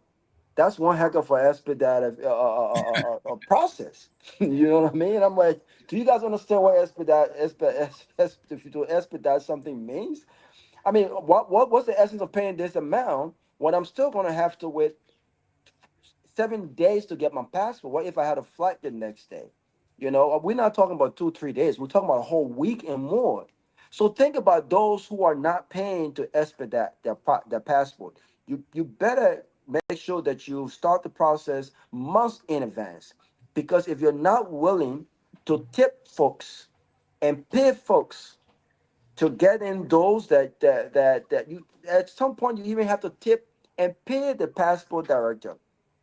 And when you looked at all of this, it comes to one thing: government inability to pay its employees on time. The fact that they're paying little or nothing and they can barely get it on time. Look at our education system. Do you know how many of these young girls are buying and selling sex for grades? Do you know how many of these young boys are buying and paying teachers for grades? Do you know why teachers are accepting, or or reluctantly even doing so? Is because this is how they make that extra money. But if you had a system in place, not one that is perfect, but if you had a system in place where people are paid based on merits, and where people are paid on time, and where the government can set a certain expectation where people can get bonuses based on performances, you will see the system function not flawless, but it won't be as chaotic as it is right now. The current system is, I don't even think there's a system. It's who you know. Who you know gets you in those and get you what you need as fast as you can. And if you don't know anyone, even if you have money, sometimes it's difficult to even go through that. So it's going to take a while. I don't think there's a single government that has a plan that will in 6 years or 12 years achieve that, because you're dealing with. Do you look at Monrovia, for instance? There are people in Monrovia that I listen. I told a friend of mine this the last time, and they said, "Robert, you can't say that publicly." And I said, "Why not?" They said they're going to chew you up. There are people in Monrovia that don't belong in Monrovia. There are people in Monrovia that do not belong in Monrovia. And there are people in Monrovia that do not wish to be in Monrovia. But do you know why they come to Monrovia? Because this is where everything is. So you need a system that decentralizes the process, decentralized needs. People don't have to come to Monrovia to process passports. People don't have to come. Police officers. People don't have to bring cases to Monrovia for to use the little tools and sophistication that they have at the Monrovia Central Prison in Monrovia. These things should be available to these locations in all of the 15 counties. This is how you run. I was just in St. Martin, and this is a small island, Very small. very very small island, and there are Beautiful. roads. They have one way in, one way out roads. But do you know what they have? And every time I'm in the car, I'm telling my friends, I'm like, this reminds me of Liberia. Same thing when I went to Costa Rica. There is a difference. The difference is there's a system. There's stable electricity, right? And so investors can go and there's this reliability that they can get return on investment. I mean, you go into some of the fancy restaurants, you wouldn't even think that when you enter the door, there's a fancy restaurant. But when you look at the menu and you enter, the ambience, the aesthetics blows your mind. And then when you go, listen, we need to do better. If we stop this corruption, and this everybody wants to eat their own, everybody wants to eat our own. If we stop this and seriously focus on our country, where government can recruit the right people, we don't have a shortage of expertise in our country, bro. Mr. Jerome, we got doctors, we got professors, we got people that got serious money, we got people who know their craft. But guess what? Those people are not friends with the Joseph Boakas and the Alice Cummings and the prospective government. They're not friends with these people, and so even to get them in rooms with these people, they're gonna have to even pay their way. But do you think a serious professional want to pay to get recruited? No. If you're a serious person, nobody want to go through all that nonsense. People fly to Liberia, leave their jobs here, and go and sit in their home for 3-4 months waiting for one phone call. I'll be damned if I had to do that. I'll be damned if I had to do that. I can't do that. And one guy kept waiting until he died on the plane. Well, Yvonne, Heart attack after multiple trips back home. Can you 9 months? Because this is a very serious matter. Of That course. man died, Sylvester. He died of a heart attack trying to negotiate, have meetings with people who were in the ears of the president to kind of maneuver himself in and confirm, to just have it confirmed. This is absurd. This is Was absurd. it heart attack? I thought it was sugar. No, I mean that's what we're saying. But You got accommodation, everything. But listen, guys, listen, guys. Yvonne said it's time for the Argentina game, so we should call it off. We gotta go. Let's go. We got 45. They gotta go watch it also. Yeah, we gotta go watch it. Victor, close. And 2 minutes, guys, to close. Go ahead, Victor. Yeah, thank you all for the opportunity. It's been a great show. So when are we gonna have the progressive show now? I think we need to understand this progressive thing yet. We've been talking every time they come up. So when we're gonna organize the progressive? Ali, now I'm bringing it up today, so you're not attacking me today. No, guess what? Listen, the progressive had a baby. But y'all kind of us now. We got We need to understand. The progressive passing on to the neo pro, so that neo pros will take it Exactly. The new pro. Let's go. Victor, go ahead. The new pros are here. Sylvester Pewee here. Clarence Pearson, Jerome. He's a new pro. Yeah, Dr. Pearson. They're young. They should run with this thing now, right? Exactly. So we limit it to the young people. But it's been a great show. Thank you very much for the opportunity. Look, I would say here, I agree with the CMC that we shouldn't politicize this drug thing, but I think we should hold our government's feet to the fire. I think all of us have said it here. The government needs to do better than this. They're playing around with this matter. And I read somewhere last night, I was telling you, Jerome, earlier today, that the reporting is that this is probably the 51st load of transshipment. Send this government, send 2024. So this is not the first, apparently. So right now the speculations are reft. This government they have to get a handle on this thing quickly. I think right now they're playing yakan with it. Like our people say. Other nyama nyama. The president came and said here, with all due respect to the president. I agree with Sylvester Pewee. The president should have invited the international community. Come and help us. Come and help us investigate this and stamp out, this disease. But the president didn't do that. The LDA reported 6 people in their detention. The justice minister came out today and said they got nobody in detention. That's double speak by the same government. So, much has been said about it, but I think we're all very, very much aghast over the way they're downplaying this very serious matter. We hope that they will eventually wake up and give it the seriousness that it deserves. We applaud the CMC for coming out. We hope our other brothers and sisters, will join us in the opposition community. We need to call out the government in the chorus, and raise our to a critical level. Our government needs to take this matter seriously. But thank you very much. Hope to be with you again tomorrow. Great, Robert. Listen, awesome show as always. Great to be back.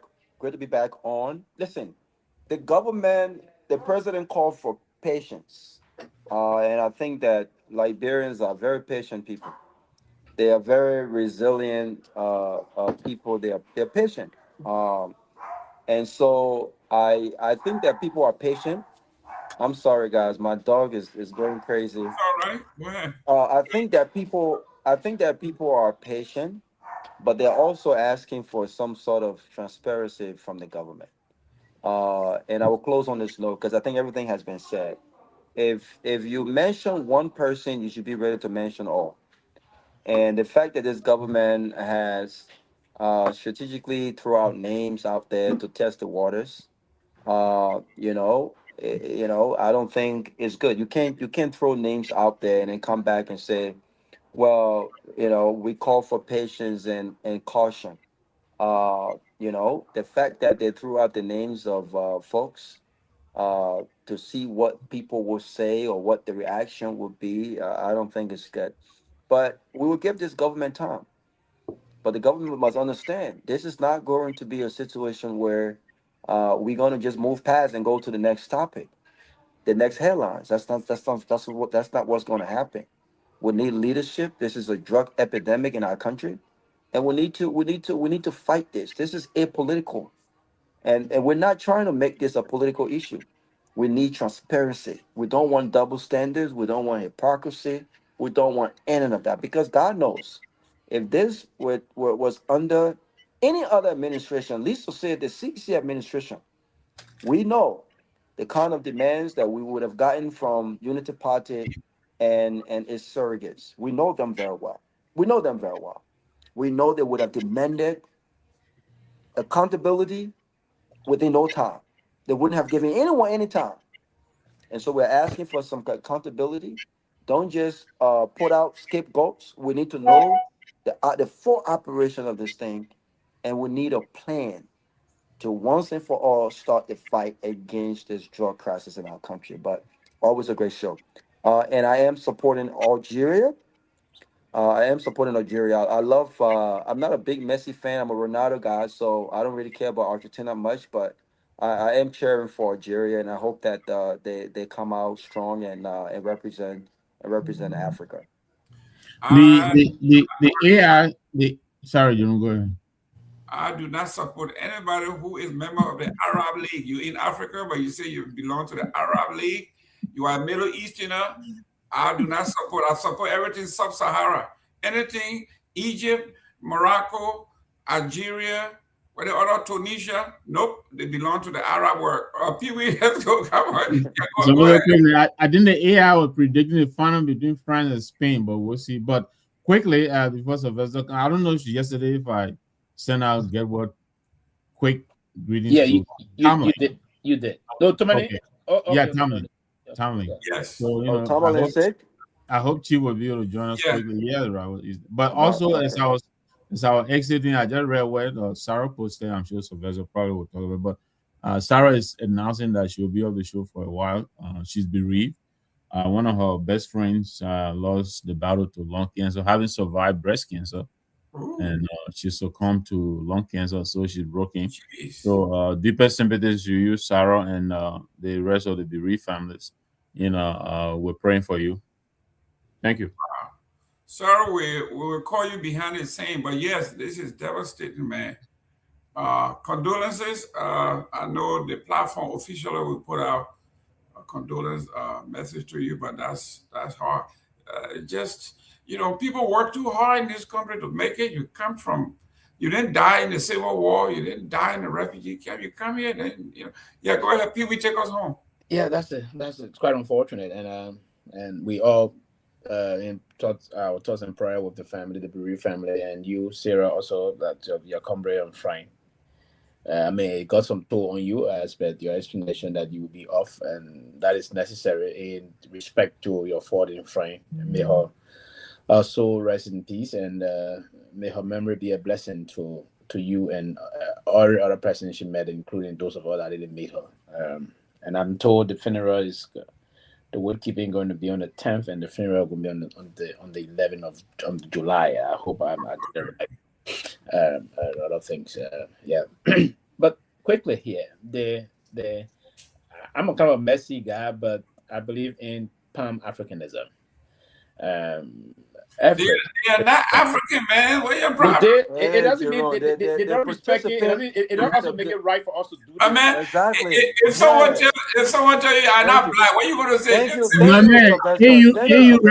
You recognize the people as part of African representation at the World Cup. We know, and they walk on the. You see, it's just stupid on their part to even think that they're part of that. They're in Africa. So if you went to the map of Africa, they are in a northern part of Africa. It's in North Africa, right? But they want to behave the way they behave. They don't know it. That's why they can be very mean to. We have other Liberians that have been treated harshly there. They can be very so. But again, the purpose of Pan-Africanism, I will be rooting for Algeria. I will hope, and that's why I was hoping that Egypt would have done the damage, but again, they got a good team. Yeah, but let's not give up on Senegal though. So I know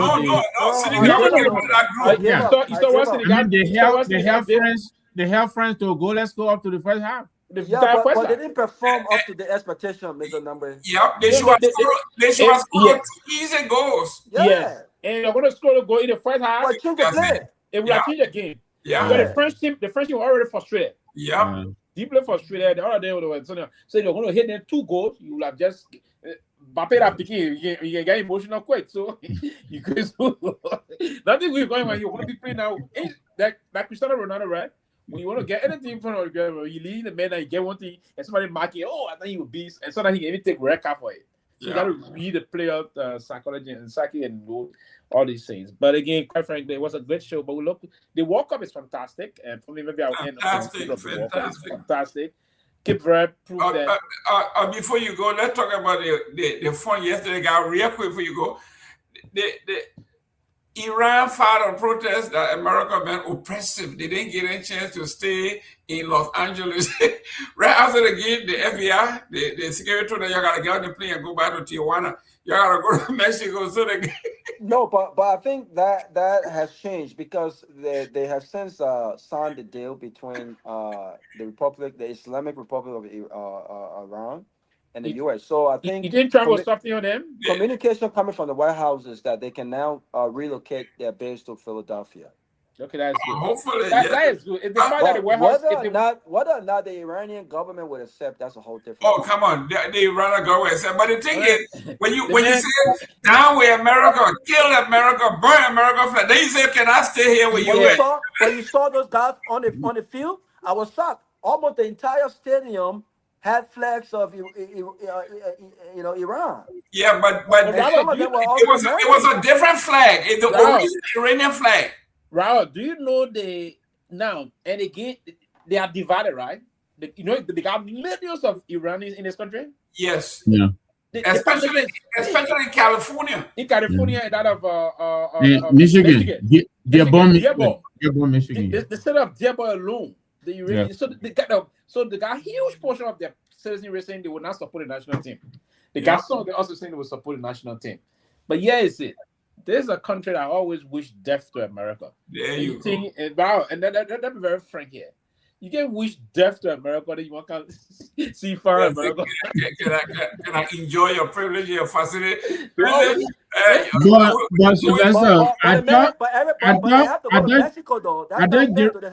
They have to fly 5 hours every game to Mexico. They'll get tired of it. I thought General also going to talk about, a man's new enemy. Netanyahu, that a new enemy now. You're cussing the man over the Don't worry. Okay. The man said the man don't get no F judgment.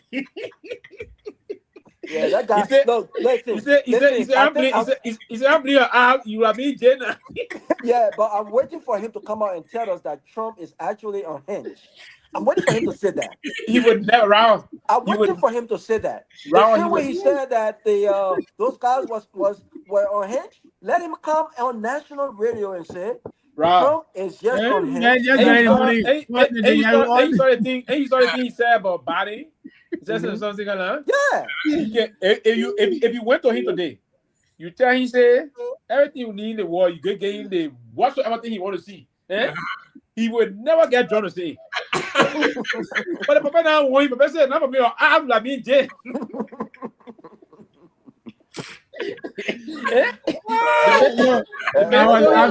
I was laughing.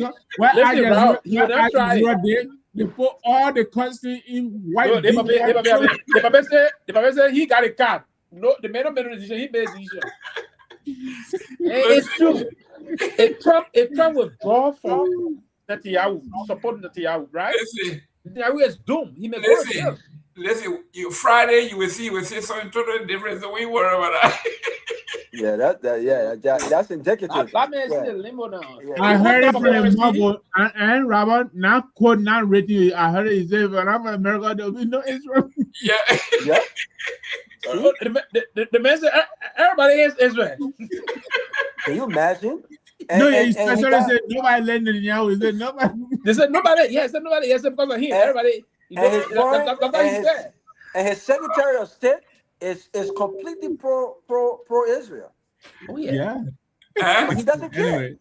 Listen, like I said, tomorrow by Friday, he cut the shots. So listen, Friday you will hear something different. You will say, you remember he said when he said no, the person that wants to see the D, your mess out. Nobody has seen that D yet. No. He said he will read it. He said he will read it. You have a press conference to read it. You will give it up. He said he will read it. He will read it to you.